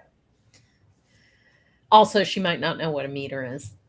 Oh, I care now. You'll have to wait until we file the response to the appeal at the SJC. We've already refuted all this for the evidentiary hearing that was canceled. And then Canoni impounded all our affidavits. So now we have to wait for round 2, where we argue it on. He looks to be in the house at 4:53, but moved to the edge of the yard before I get there. But again, there's 100-meter margin of error with every single data point. 4:53 could be off by 3 meters. That doesn't even make sense. But 5:49 could be off by 75 meters. This is such junk. And this is where the responsibility falls on Aidan. Mm-hmm. And he didn't verify it. He did not do the work. He just wanted the riches and the rewards, right? He wanted to be the famous guy. He wanted to be on Dateline. So he just took everything she said as fact. That's on him. And what's funny about that is his pushback to Gretchen Voss, right? Oh, you're going to see it. Just wait. Oh, okay. Don't give it away, Lydia. Alert. Sorry. Proctor, Lally, Morrissey take it as a dare. It's fucking terrifying to be in jail, waiting to see if you can make bail. Alan and I both asked you not to go near that. Really, you know the DA and everyone else considers you our spokesperson. Oops. Wow. It's all curated. So then she says, well, my lawyers are all at fixed rates because they are spending hundreds of hours on my case. Henning, and if Reddington's still involved, has definitely blown through a retainer and is charging probably $500 an hour. Brian pays rent and is on a precarious, and then you connect because this is from the notifications. Neither the DA nor Henning's oppositions, especially the DA's, mention the Google search. That is the whole basis for the Rule 17. A person Googled that 45 minutes after leaving Brian Albert's house. Lally barely mentions it one small paragraph. And that, yeah, that's not true. Again, she's lying to him. Of course. They seized my phone at 4 p.m. January 29th based on taillight pieces that hadn't been found yet. That's not true either. They have my Verizon records and everything on my phone. The key witness Googled Host Long at 2:27 a.m. and Canoni denied us even her AT&T bill. And then she sends a photo and says the 12:32 a.m. message from Jen was marked as read photo. And then she says, you know what's odd? Chris Albert sees Alan Jackson merely walk by his pizza shop, and he calls Coco's family over for backup. And again, we know that's not true. Denise and Bob were having dinner. They just happened to be downtown. Right. Right. She pulls all of this stuff just out of her ass. Yeah. 100%. Insane. It's just that conspiratorial mindset. Like she has such a rich fictional life. Why would anyone think Chris Albert would call Jen McCabe's sister? Why would you call Denise and Bob? That's my point. Like what? Them in his phone? Like what? I mean, Chris's brother is a Canton police. I mean, his other brother is a Boston police. Like what? They're calling Denise and Bob? Yeah. I was about to say, for backup. And according to them, Brian Albert is this tough boxer, whatever. They're calling Denise. Denise, come. But Denise is the one who's designated to like kick Alan Jackson's ass, or what is being? It's crazy. It's unbelievable. Proposed. It's insane. You are outside screaming that he and his son are murderers, and Jill Daniels (parentheses Colin's godmother) doesn't even put her car in park, and then it's cut off. And then oddly enough, she reacts to Jill Daniels wanting to date me, like in the middle of this conversation. It's so weird. Unbelievable. And then I think this is a typo. Julie Daniels doesn't touch this case with a 10-foot pole. And her husband and son are getting the brunt of it. What does that even mean? What is she talking about? I mean, it's just horrible that she's aware they're doing this to Colin. She loves this. Yes. Yeah. She loves it. Yeah, she's absolutely cheering that on. And then she says, you're exactly right. It's just quite the contrast. Does Richie or you have better shots of this camera? And then she says, yes. So what were you going to say about the camera? I think were you about to say something? No, I don't think anybody was going to say anything. Okay. Yes, exactly. That's why we can't share everything before that. And then there's a blank message, then a photo. Then when you get a chance, can you send me the best shot you have of the camera at Brian's apartment? So bizarre. Yeah. And then all caps, I'm dying. Yeah, I figured that was her. That photo is killing me. She looks petrified, and she's holding a Chris Albert. So this is at the select board meeting. Now, I think we've moved to that. She looks petrified, and she's holding a Chris Albert killed someone sign while Chris Albert stands 10 feet away. I don't know if that's that. You'll see.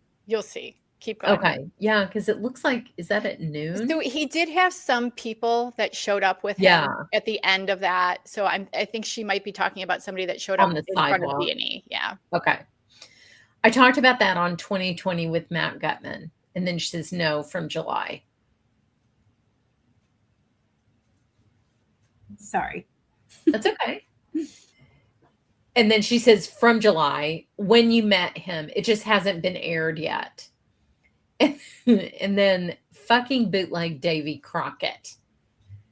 And that I'm harassing him.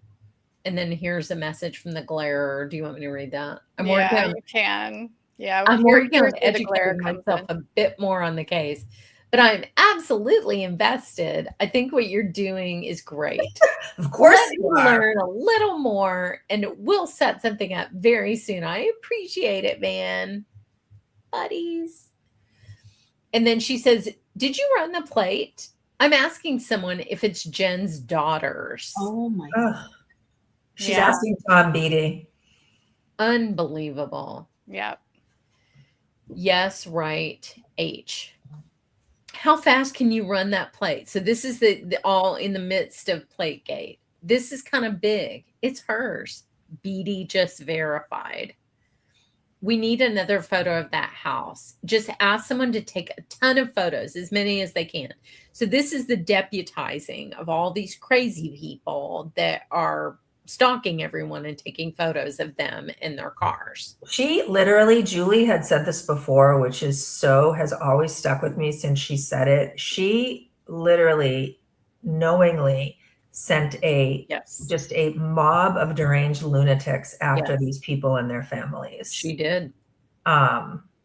It's really agreed. Like what she did it's so disgusting. And that she's so lucky no one was ever hurt. I mean, it's not over yet, but she's so lucky because they really sent a bunch of unhinged people after all of these witnesses and their families. And since we know a lot about them, we can confidently state unhinged and or people with violent pasts. Seriously. Mm-hmm. Yep. So she says, ideally. And then Marianne says, I'm free, might be able to help stalk people. That's not far. All cars or one in particular? So this is all the people following orders. And then she says again, can we please run these plates? And then he must have said working on it because then she reacts to it. So this is, and we can see the back end of all these messages where he's asking people to run plates and they're doing it. God, I hope they're panicking about the feds. There's nothing happening with the case right now that would warrant them getting together. So this is the, them trying to get their cars all together and making up some nefarious. Yeah, this is when Jen went to visit with Elizabeth Proctor because she had heard that she was being as harassed as Liz, who did nothing at all. And, she was getting, Jen's daughters were being completely and utterly harassed and destroyed online. Messages were being sent to their colleges, emails. And Liz was getting messages that people hoped her children died of cancer. Yeah, I remember this. So they were brought together by this. And that is why she went there to see Liz. And what's so disturbing is these people were doing this in real time. So this is like while this is happening, an army of insane people is coalescing around these locations and taking photos and running plates and doing all of this so disturbing. And that, unfortunately, these people brought Liz and Jen together because of what they were both going through. Right. Not unfortunately, but you know what I mean? That's why she had to go there. They pointed the finger like, oh, look at them. How dare they? But they are the ones that pushed them together. Correct. Yes. Correct. So she says, like responding to this, the photos just bolsters the conflict of interest. And then she asks, all the cars have left Proctor's? And then one of the minions says, I'm sorry, I guess I messed up. I went up and down the street 3 times. There definitely was not a white Jeep on the street. I will try again and use my GPS this time. My granddaughter goes to school with their son. And then Karen Reed says, my granddaughter goes to school with her son. Who gives a fuck? She's so nice. She's just so warm and sweet. She really is. I hope Marianne realizes that's Karen's attitude, and so Marianne, she doesn't give a fuck about it. Yeah. Thank you for your help. Your granddaughter's classmate. This is what you're doing to her parents. Thank you for your stalking, Marianne. Yeah. Well, I mean, it's like Janelle, the dispatcher, when she was like, "Why did she give him her fucking phone?" She doesn't care about it. That's coming up too.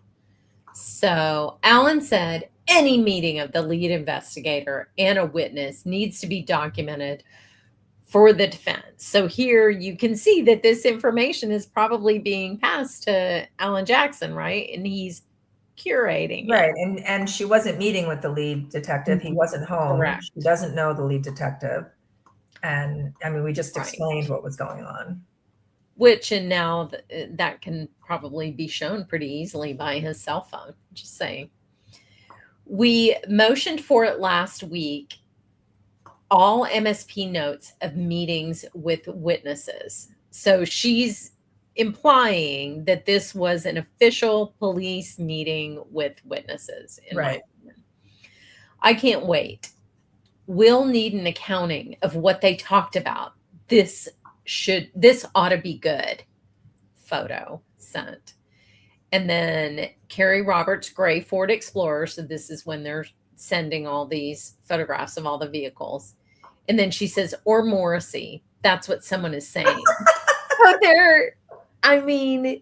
Morrissey was so delusional. Was meeting with right. It's so insane. That's what someone is saying, probably on Facebook. It even looks identical to Carrie's car. When was that? The point is, no one is using their phones. When was the photo of the Jeep? Today on Carrie's street? No luck yet on Carrie's car. I have interested parties. Can I just say something before we move on? The point is, no one is using their phones. Right. So because they were talking in person, she turns that into they're no longer using their phones. Yes. Because they're going to get caught. Right. She is whacked out. She's crazy. Whacked. How'd she return the Kurt info? It would be great to have a clear photo of the car in daylight to show the decal, because we all know she's obsessed with the decals. Are you going to blog on this? Want to monitor that house? And then she says, I know. A photo of the car would show the decal. I had one from court last spring, and now I can't fucking find it. Can you run a plate for me? Oh my God, you guys, she's like a toddler. It's like when, my son was a toddler and he's like, can I have cheese? Can I have cheese? Can I have cheese? Repeating the same thing over and over again. She would drive me insane. Oh yeah. I think this looks really bad. This just sheet right here, this looks so bad on her of how she is stalking these people. Yes. And so obsessive, like in her text with John, where she just wouldn't leave John alone. Just these rapid fire messages when he's like, I can't talk. I'm not talking. Can you run a plate for me? Been at Proctor's sister's house along with other cars that aren't normally there. It sounds like a Rita special, doesn't it? Something that came from Rita. Right. I mean, how does she know whose cars are usually at Courtney Proctor's house? Well, because remember Rita, she moved in down the street from Rita, or Rita was there in that house. Okay. Yeah, she's getting intel from all over. And then she says, got an MSP sticker on the back. I swear these people join Ellie just for the fucking decals and hoodies. That's normal thought. Oh my God. And then she says, "You're the man." So he's passing the information back and forth from the minions. Arg, I pulled that from your blog earlier. I know Carrie has that stupid JJO badge on her truck. And we do have some media. I think we missed one. There's 2 blog posts that I wanted to show. So I just want to interrupt before you show that, just so everyone knows. That's her calling. Carrie Roberts has a sticker on the back of her car in memory of John O'Keefe. So that's her calling it a stupid sticker of her. I mean, why would that make her mad? Mm-hmm. Yeah. Goodness. Yep. And so he writes the blog about them, about Jen being over there. What's the next one after this one? Yeah. So he had 2 blogs. So he had the one with Jen over there, and then he's got this one with Carrie. Yep. He's such a good little employee. Yeah, a little monkey. Yeah. Yeah. Do I need to keep going on this or go back? No, we can go back to the text now.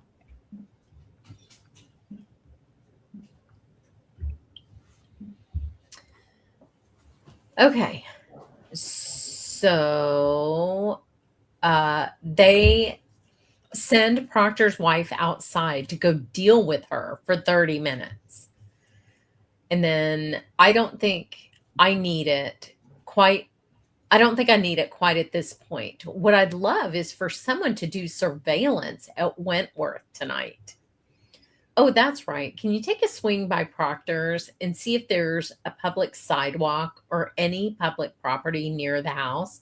We really need surveillance set up. Please, please don't breathe a word of this. We need a public area to set it up ideally. And when I first saw this message, the ideally cracked me up because she's like, well, it's only legal if we do it on a public area, ideally. But, if you have to do something else, like go through Tristan's mailbox, feel free. Then there's a photo. Try to go by 14 Ponkapog if you can. Get a pic of that Cow's Explorer. So she's talking about Carrie Roberts here. Just such a nasty human being. So she just exudes nastiness. Hate. She can't even help herself. That's just who she is. Yeah. So bad. And Carrie Roberts is like a healthy looking person. Yeah. She's beautiful. She's beautiful. She has an enemies list. I mean, that's what she did. Yeah. I can't tell exactly what those cars are. But here's her gray Explorer. Same dual exhaust. So she's like analyzing these photos, making sure she knows which one is Carrie's car. I hate to do this to you, but we're positive that's Proctor Street where Carrie was. There's a wooden fence to the right of the house, and the mailbox has that iron decoration question mark. Like, this is so granular. Imagine if that's your house, by the way, like so in your Carrie. I mean, this is very, very creepy. It is so creepy. And then she says, I don't. And then she says, Tom has it. And I assume that means Edie. Mm-hmm. No. Check your face, I think, is Peter Hennessy. So I think FaceTime. Yeah. Maybe. So we've got a video for this. So now remember when we told you guys, we showed you that message from Angela Chan O'Donnell about going to the select board. Aiden does do it on the day that Angela suggested. What'd you bring a notepad for? Sorry. Hold on. Sorry. Go ahead. No. You're good. I forgot to set it to not automatically play. Yeah, no, you're good. You can go, and then I'll play it when you're done. No, that was just it. This is what happens at that select board meeting. These select board meetings are really important to Karen. She loves this. She loves when the people get up and scream at the select board.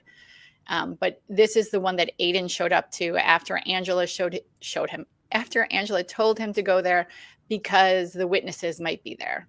Yeah. Okay. What'd you bring a notepad for? Go run to your foot edge. Go ahead, on your foot edge or whatever fucking time you're on.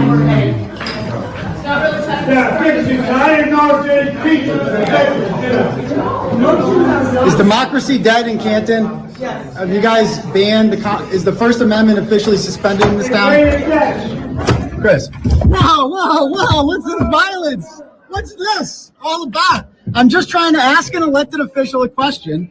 I can't ask an elected official a question? Chris, when are you going to resign from the Board of Selectmen, Chris? We have it on tape. We have it on tape, Chris. We have it on tape. Chris, we have it on tape, you murderer.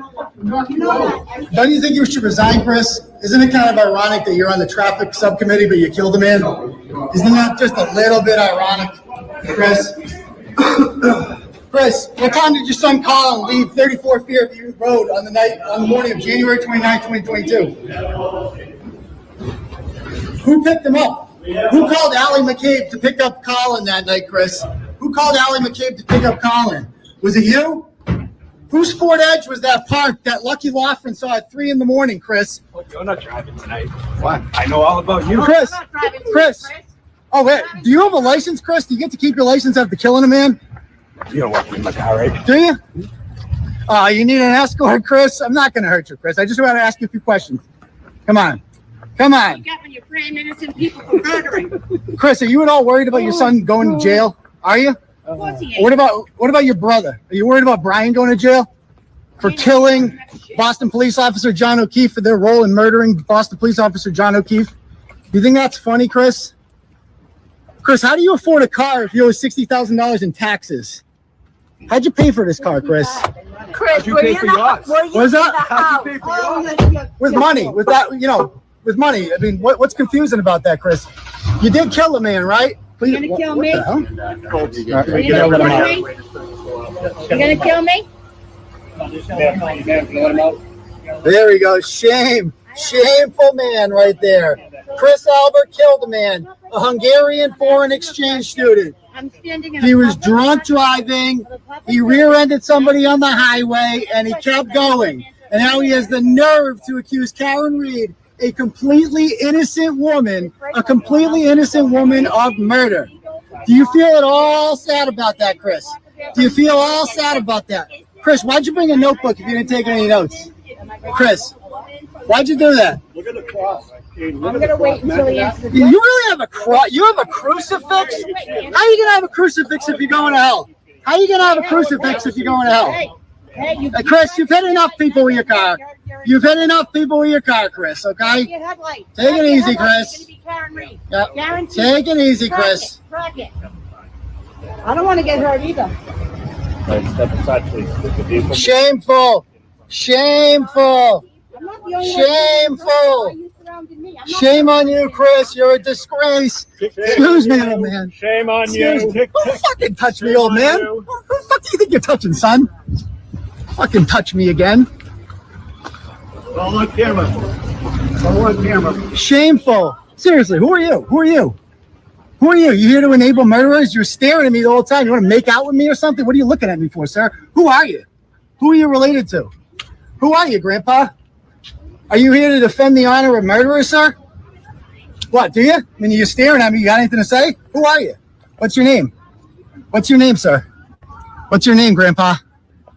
Come on, Santa Claus. I mean, you're staring at me the whole time. You're staring at me the whole time, sir. Who are you exactly? Who are you and who are you here to defend? You here to defend the Alberts, sir? Is that who you're here to defend? Chris Albert, Colin Albert, Brian Albert, Jennifer McCabe. Why did Jennifer McCabe Google how long to die in cold at 2:27 in the morning? Why did you do that? Do you think it's okay what they did to John O'Keefe? Are you okay with that? Who are you? I mean, that's like, we're going to find out who you are. You know that, right? Like, you're pushing me. What are you doing, sir? You think you scare me, buddy? Look at this guy. Look at this guy. So who are you? You're not Bernie Albert, right? You're way too put together to be Bernie Albert. Who are you? Who are you? Who are you here to defend? I mean, you're staring at me the whole time, right? I don't think you can talk. Are you a mute, sir? You can talk. Are you a mute? Who are you? Who are you? Do you often defend cop killers, sir? Do you often defend cop killers? Do you? Do you often defend cop killers? Watch it, Toby. Yeah. Do you? So where are you parked? I can walk you to your car. You need an escort like Chris did? Why don't we step Yeah. away, okay? Come on. Where are you parked? Oh, there he is. Bye, Grandpa. Have a fun bus ride home. Mute Grandpa. Tough guy Grandpa. Oh, boy. I mean, he acts like he has been in the 6th grade for 20 years. Yeah, It's actually it's worse than that, right? Like that his fans all cheer that on. Tough guy with his phone in everybody's face. Yeah. Think about that, right? So he won't ever put his phone down. There's a reason for that. Yeah, there is. Yep. So that man was the man that gave that speech a couple He's a weeks hero. ago. Yeah. He's a hero. So you're going to see, we have another video. We all need. Oh, that is really interesting. Okay. He's not afraid. He's not scared. You know, he's not afraid of Aiden Kearney. He took the heat off Chris. So Chris, I don't know if you guys saw, they were standing in front of his car. Yeah. So he could not leave. I mean, like zombies. That the town of Canton allowed that to happen. It's so embarrassing. I don't even know what to say after watching And that. these people for 4 years now have tried to convince everyone that these are stone cold killers. Yeah. And they had Yeah, no they're- problem standing in front of his car and Right. antagonizing him to the point that Right. many people would have snapped. Mm-hmm. They've I would never have. had a problem. doing I that don't know how to they do that. Murderers. I mean, them, in a circle getting around Peter Hennessy, that was It's just like The Walking Dead. disturbing. It's was Lord very of the disturbing. Flies. Yeah. Yep. It's So- disturbing. Yeah. So immediately, because this is live, right? These people spring into action. So we've got another video coming up right after this. But so Aiden gets a message and it's from Brad Goldstein. And we told you about Brad Goldstein in the first episode. And so Brad has already ID'd the man that they had surrounded. And he says, dude in your face, I think is Peter Hennessy. Just 10 minutes later, and we're going to play a video now. 10 minutes later, Karen has also gotten intel. Karen's intel is wrong. And she says, old man equals Gary Titus, former owner of Big D's Bar Up block from D&E. And then Brad sends Aiden Peter Hennessy's phone number, because remember, he likes to call people on air. So let's play this next video. He sent him his phone number? He did. Brad did. Oh, Bad Santa is Gary Titus. Look at Facebook or check your text for proof. Creepy motherfucker. So Gary Titus. We're going to talk about Bad Santa tonight, so thank you for that one. He was a naughty Santa. What else do we got here? Another turtle chat we have here. Hold on, I got a bunch of these. I just got to bang through. Let's look at the So yeah, so that is Aiden going on false information given to him by Karen Reed, and saying that was Gary Titus. So we can go to 5:50:36 now, Lydia, and it's Karen again. Okay, let me remove these, put these back up. It was like literally a Jerry Springer episode. Mm-hmm. Yep. You're muted, Lydia.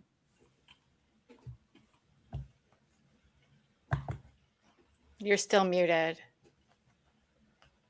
Sorry. Dude in your face, I think, is Peter Hennessy. And then old man equals Gary Titus, the former owner of Big D's bar up the block from D&E. And then there's a phone number, and it says, this is from Brad Goldstein, says possibly his landline, moonlighted as a wedding DJ, lived in Canton his entire life, never left. They just shut Titus's bar down this year. So she's been doing all this intel and research. So he's incomeless now too, which is her favorite, right? And his Kearney's favorite, like But depriving you people guys, of their like, income. I hope everyone watching this is understanding. Do you see how no one is allowed to support any of the witnesses? Like, you are not allowed, or this is what will happen to you. It is insane. And then there's a message that says, please take back Gary Titus. It's my kid's cousin. Thank you. And then she says, does that say you're wrong? Yeah, so she was arguing because he was like, maybe it's not on his live. Maybe it's not Gary Titus. And then Karen says, you're wrong. Yeah. And then she says, oops. Yeah, because she finds out she's wrong. Oh, whoopsie. Whoops, just ruined somebody's life for no reason. Krusty is going to have a hard time getting content when the Proctors are indicted. Wow. I don't see how the feds don't slap at least a few witness tampering charges on Lizzie. They always have these nicknames for everybody. How insane is it that these people truly think the Reeds bought you a car? Aside from Liz P. harassing people, she's definitely directly involved in her husband's communications with witnesses / assailants. Wait, hold on. Karen says, how insane is it that these people all truly think the Reeds bought you a car? So she's referring in third person. Okay. Right, the Reeds. That's really weird. She's definitely directly involved in her husband's communications with witnesses and assailants, which she says with no basis for saying that. It's just because I said so. Yeah, I'm sure they were trying to connect Liz. That would have been perfect, right? But they couldn't get Liz, so then they went with Courtney. Right. And now Courtney is back channeling to the witnesses in the federal. I mean, it's just insane. The things that Karen comes up with. And then she says, I love that you bought a Lexus. Drives them nuts. It's why I tell Lindsay, sit in the front row with my family. And because I truly like her. Drive the Dougals nuts. Drive the Dougals nuts. Oh God, is she the one in front of the car? She's apparently worried now that she's going to get arrested. Angela Chan, just sent me a message about that blonde woman being worried now. So the blonde woman is the woman that you see in the video standing directly in front of Chris's car. So I guess she's having some regrets now that she did that. And Karen says, I wouldn't worry about her misrepresenting you. You can't get people incited and then try to control their reaction. There's a mob mentality growing because people are pissed. The woman still had balls, but many of the people who are standing up haven't.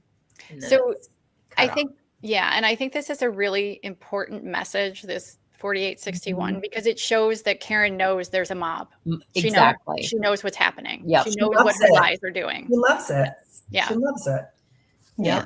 And she's shifting blame. You can't get people. So you're the one that got them incited to do this, but then you can't try to control their reaction. No. It's like, it's out of your hands. Insane statement. Mm-hmm. Yeah. Yep.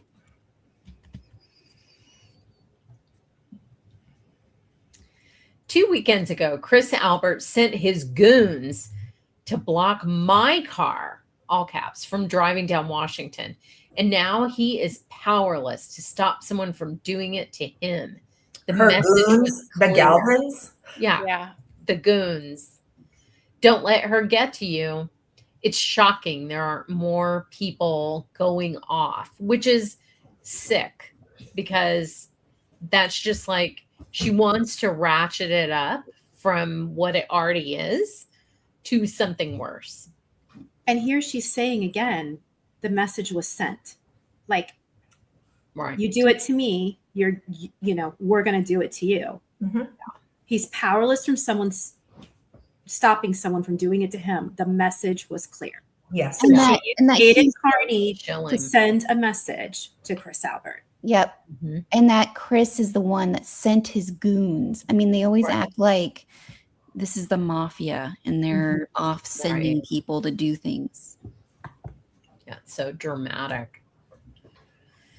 So then she says she's got a fucking blue light in her window. These people are tapped. The Roberts are poor. You can see how she would want to be taken under Jen's wing.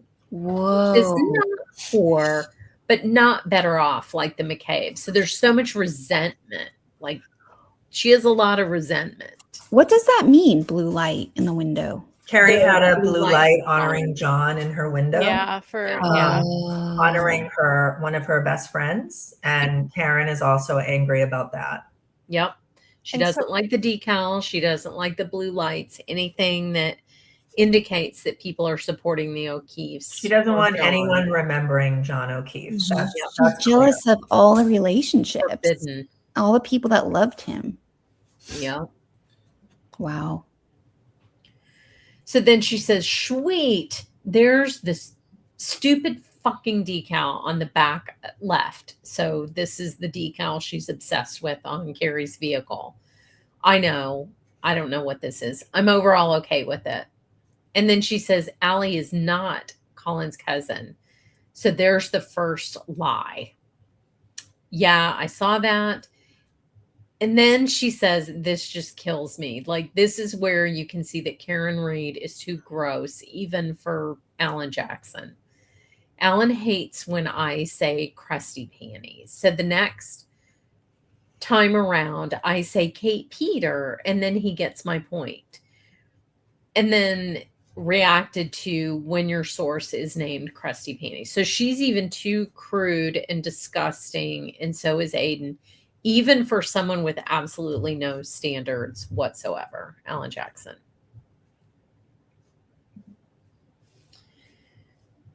His reply is always, who the fuck is Kate Peter? And then she says, so Gretchen says she saw the messages. Sorry, I only allow myself to read the article once.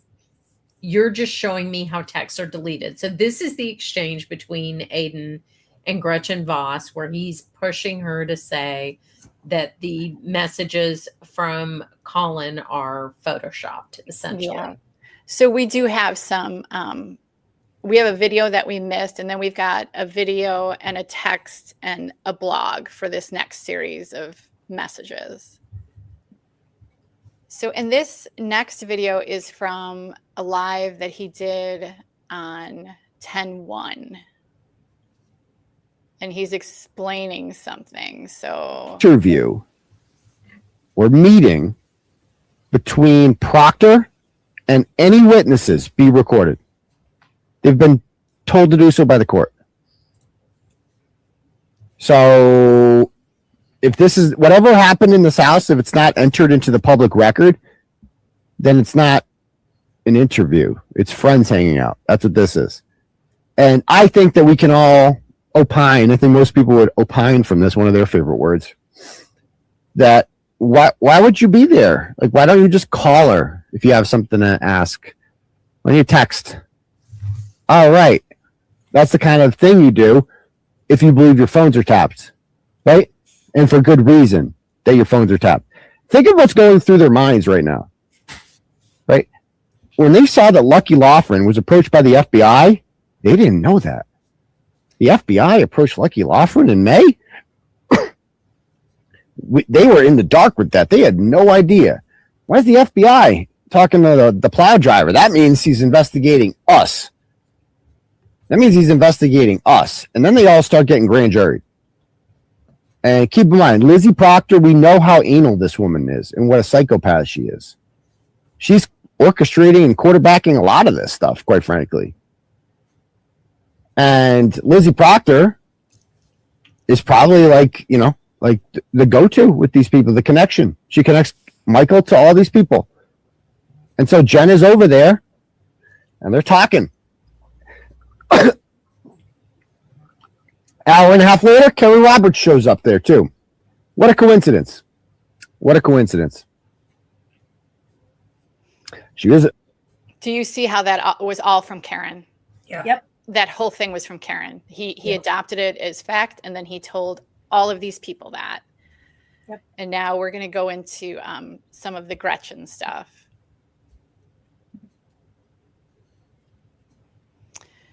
So yeah, here's the blog that he wrote about the texts, and he's got all the kids, the pictures of the text. You'll see what she says. I mean, it's so ridiculous. When Lydia gets through with these messages, you're going to be rolling your eyes.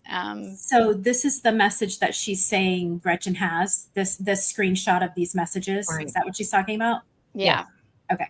Gotcha. Yep. Do you want me to play the video? And then the next one. Do you want me to play this video? Yes. Can you play that video? Yeah. Also had an iPhone at the time, correct? Correct.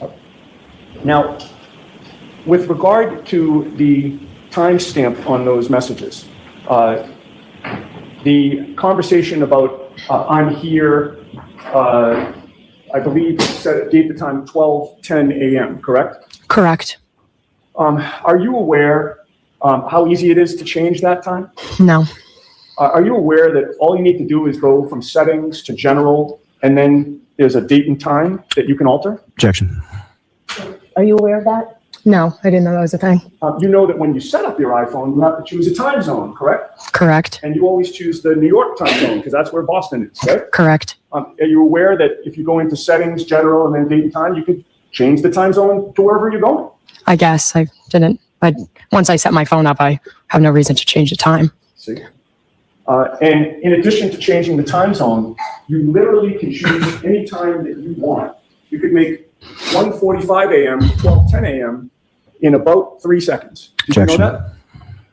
Do you know that? Did you know that? No. As any of the information that you were shown as far as the screenshot, did you in any way, shape, or form alter or delete any of the content within that text message from January 28th and the 29th with Paula? No. And with reference to changing times or time zones or anything on text messages, before Mr. Yannetti asked you any of those questions, were you aware of any of those things as things that you could do with your phone? No. So any of you people that say David Yannetti is a good guy and whatever, he is an absolute piece of shit. Yeah. And we're about to see where he got that line of questioning. But also, I just want to say that he's not telling the truth there, because the actual data that's stored on the phone is stored in UTC time. What he's talking about is the display. So it wouldn't actually have changed any of the data. You can change your time zone to whatever you want, but whatever is incoming or outgoing on your phone is still stamped in UTC time and wouldn't change. So he's leading that lie by making up this scenario where she could have changed the time zone and it would have changed the data, which it wouldn't have. Well, it's because of they were screenshots. So they didn't have the data. So Right, they had the screenshots. So he was saying that if you'll see it in these texts, how they come up with this.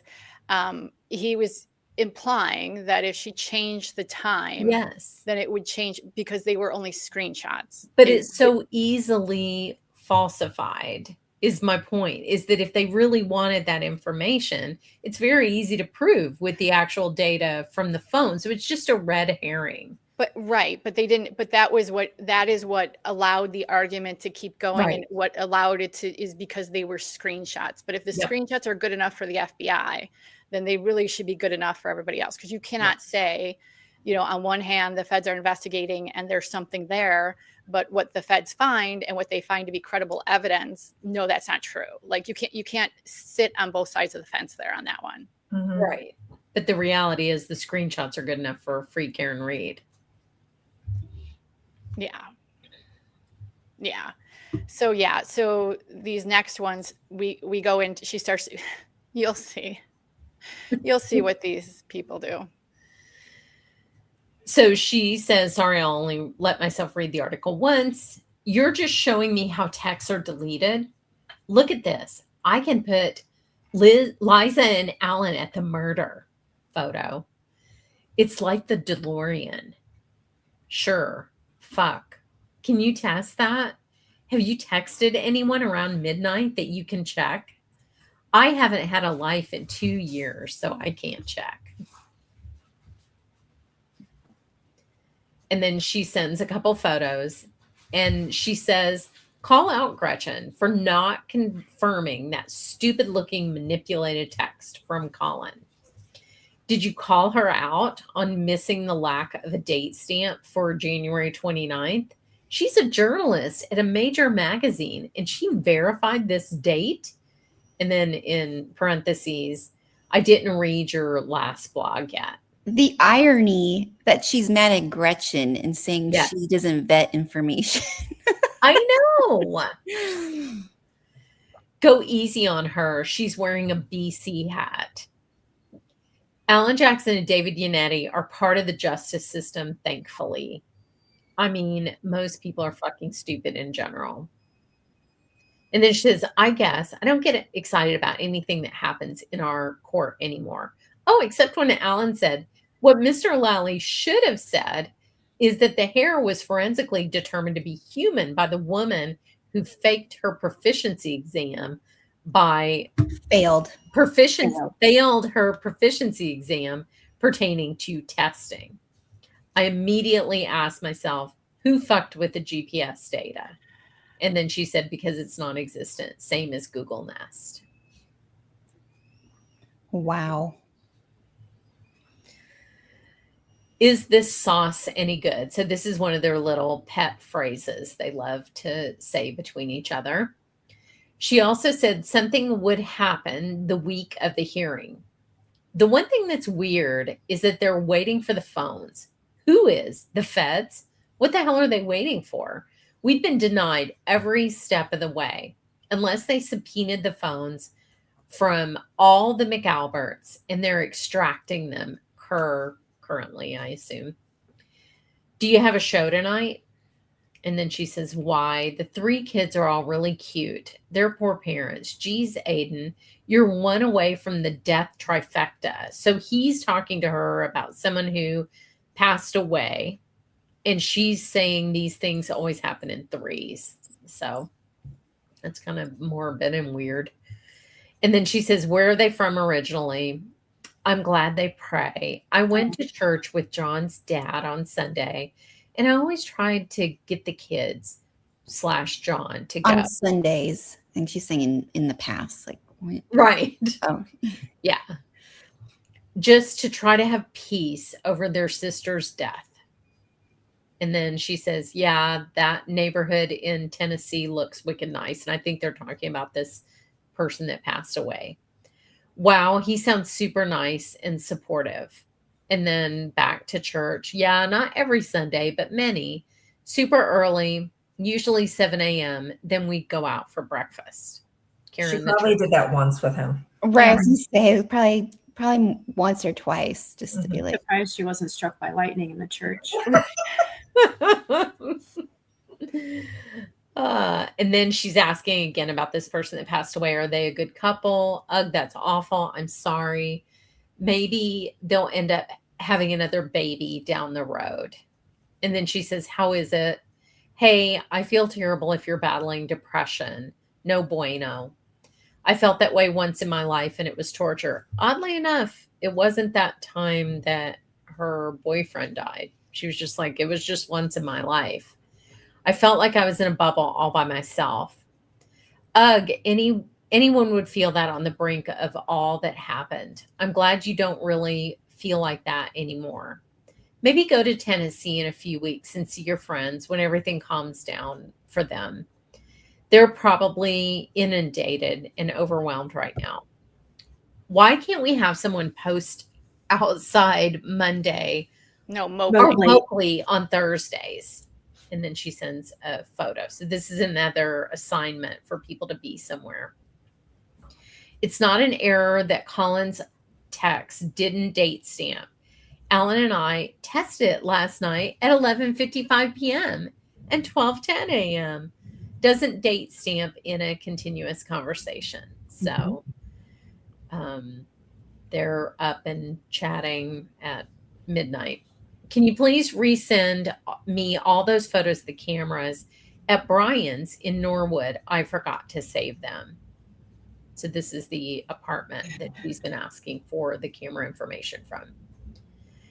No underage beer for me. Wait, we forgot one. She has Apple's own forum. Yeah, he must have asked so she was going on Apple and asking, looking in the forums to find out about the date stamps. Yeah. And then no underage beer for me. I'm just the Uber driver. She's talking about Allie. Yeah. Reacted to, they just asked 18 jurors if they were biased because they had read Turtle Boy. 7 raised their hands. And then she says, well, that's awesome. That's nearly a 40% penetration rate. So need to talk to you now. That's Tom DeRozier. So we've got an emergency now. Right. Need to talk to you now. So the emergency, we know what the emergency is, right? So the emergency is the plates. Time sensitive. And then Karen says, so then he's relaying the Janelle Webb information back to Karen. He's like, the person I had running the plates has turned over her phone to the police. And she says, why the fuck did she turn her phone over? And then she says this bizarre thing. The police can look up a plate and see everyone who has run that plate. John used to look up mine all the time. Okay. And I'm going to cops were running it. Yeah. I'm going to break in here. We have a video for this. This is nuts.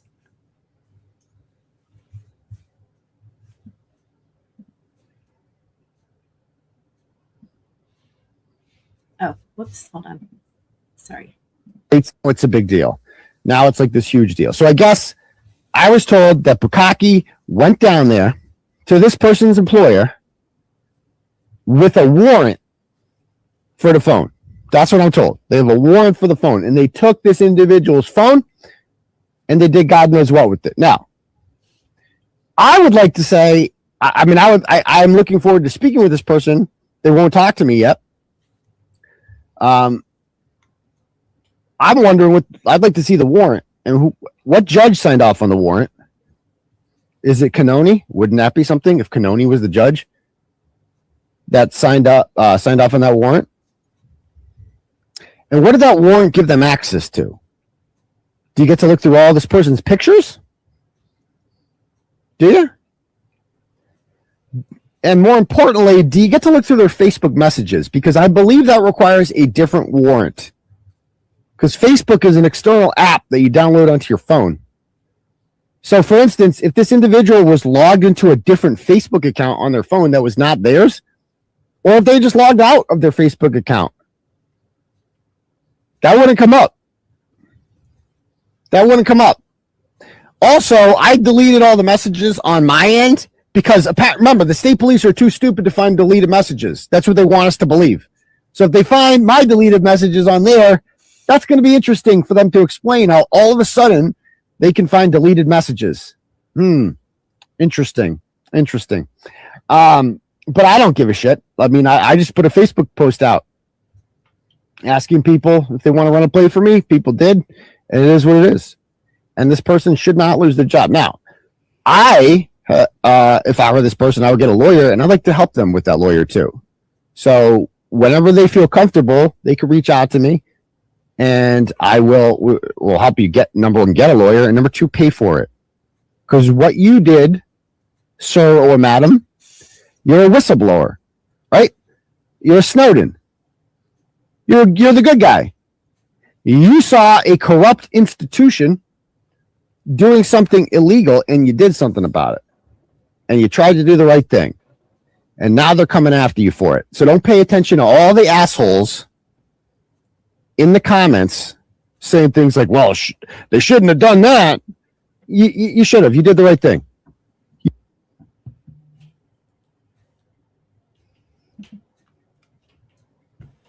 Hold on, let me play the other one. Sorry, I keep trying to hit play in StreamYard instead of my slides.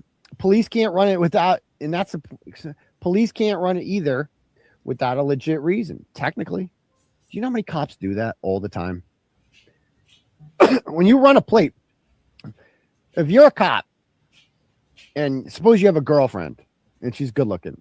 Oh my God. And you want to see if any other cops have been creeping on your girlfriend. People have done this plenty of times. You can just find that information out. And almost every time you'll be like 7 cops ran her plate. Mm-hmm. Cops see a good looking girl at a traffic light. They want to know her information.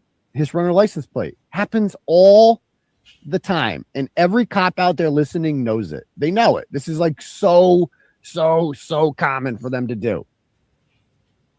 But I like my God. his source for that. Oh my God. Yeah, he acts like she didn't text him just like a few minutes before saying that, right? Like he just you know that was bullshit what she said. Yeah. Oh yeah, And 100%. And the who signed off on this warrant? ? Please tell me it wasn't Canoni. Is from this Melissa woman in his messages. So when they were talking back and forth about the dispatcher, so none of this is his own. It's coming from Karen. It's coming from the people that he's talking to online. He's just repeating it. He's not a turtle. He's a parrot. Yeah. Wild. Yeah. I mean, it's insane to see it all that way. It really is. It's sad. So, it's so Julie, sad.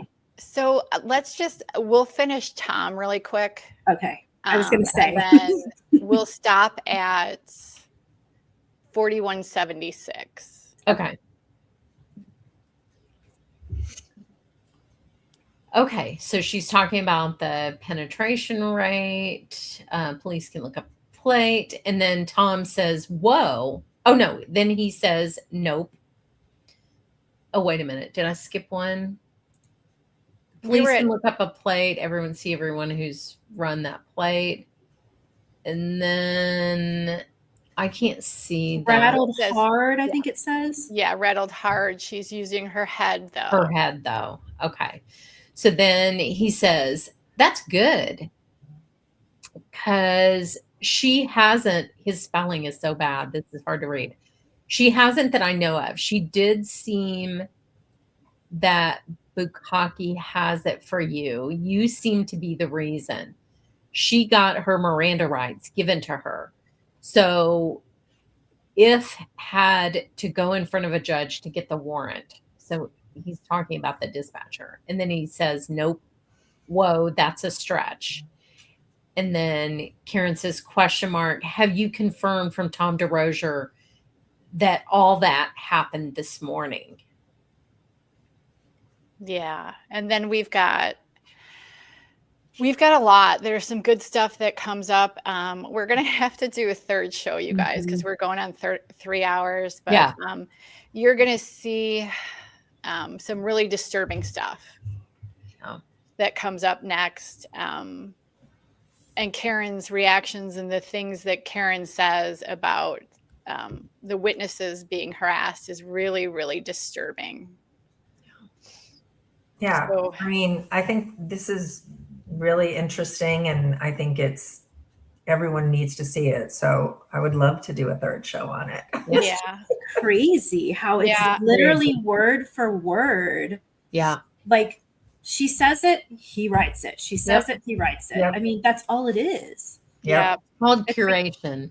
It's really something else. Yeah. It's crazy to see it like all out like this. Yeah. Yeah. Imagine if like Brian Koberger had a journalist that could tell the story as if it was a factual story for him. Like he was the source. I mean, imagine that. Yeah. You know? Yep. Yeah. I think we've got probably an hour and a half left. So we can do that next Sunday. Okay. That sounds and good. It is what comes up. And we're leading up to when Aiden is going to get arrested. We're at the end of September now. It does get very, very disturbing. So, and I do think, you guys, so we put the Venmo link up there, and I think Lydia, did you put it in the chat, or did someone put it in the chat? I put it in the chat, and it's I didn't think about that. I guess you can't Yeah. do it on your phone, Lydia said.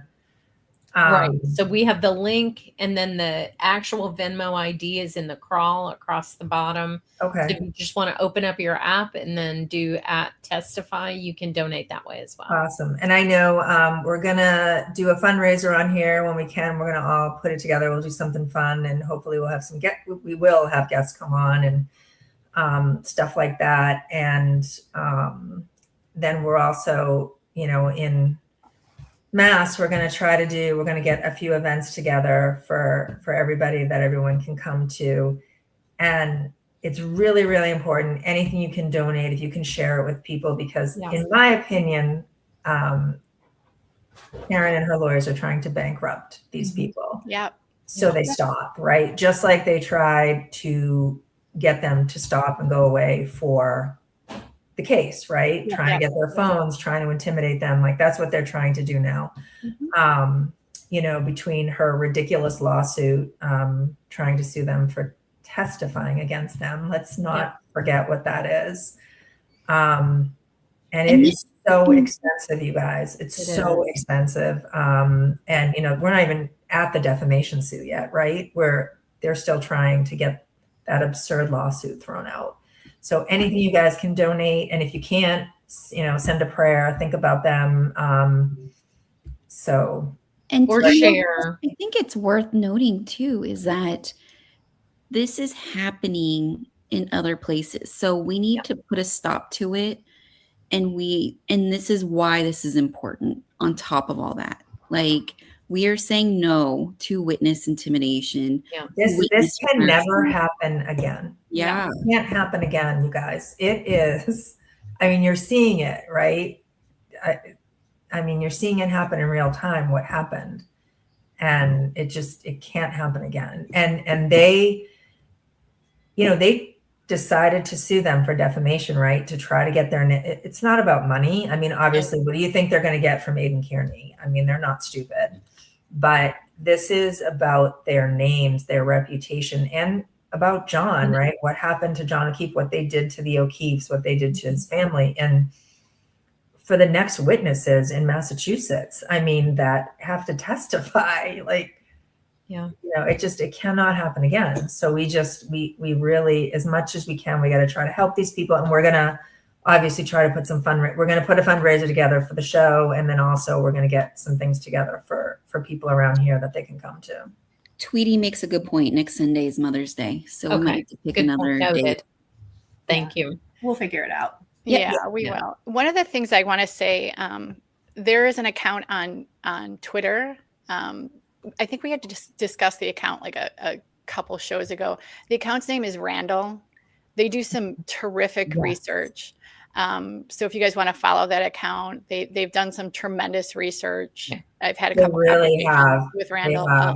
Great job. Just wrote a great article on the whole Deitch. Yes, the article is incredible. Yes, that was amazing. So for any of you that live in Massachusetts, please read that article that Randall wrote. And if you live in Norfolk County, it is so important to understand what's going on. Yeah. Because everything that Julie showed you tonight and last week, there's a reason that all those people want Adam Deitch in the DA's office, and she is showing you why. Yep. So if you live in Norfolk County, I'm not telling you who to vote for. I don't know who the best person for the job is, but I know one person who is not the person that should be in the DA's office. And that article Randall wrote is really, really good. This is a guy who just said at something he was at that he hopes that he, can talk to the O'Keefe family after he gets in office and he can give them information and facts about this case. The O'Keefe family tried to talk to him many, many times when he worked for the DOJ, and he would not take their calls and he would not meet with them. So I don't know why he's claiming that. And they'll also talk to him right now. He doesn't have to wait. Well, we know why he's claiming that. He's right. He's campaigning on the backs of this and acting as if, Yeah. And I think he's also realizing that his campaign is not doing as well as he thought. So making a statement like that he made last week is going to get all the minions. I don't think he realizes the minions don't live in Norfolk County. Right. But you gotta really do some research. So reading that Randall article, like the girl said, it's so good. So good. Yeah. And thank you to our mods as always. Yes, thank you so much. Yes, thank you. No, it's hectic tonight. And Erin says Kate made a great post about Deech about an hour ago. So check that Oh, out. I'll have to check that out. Yeah. Sweet. That's Masshole Mafia on Twitter. Awesome. Well, All have a right, good enjoy rest your of the- Sunday night, guys. Yes, you too, guys. Have a good one. Bye, guys.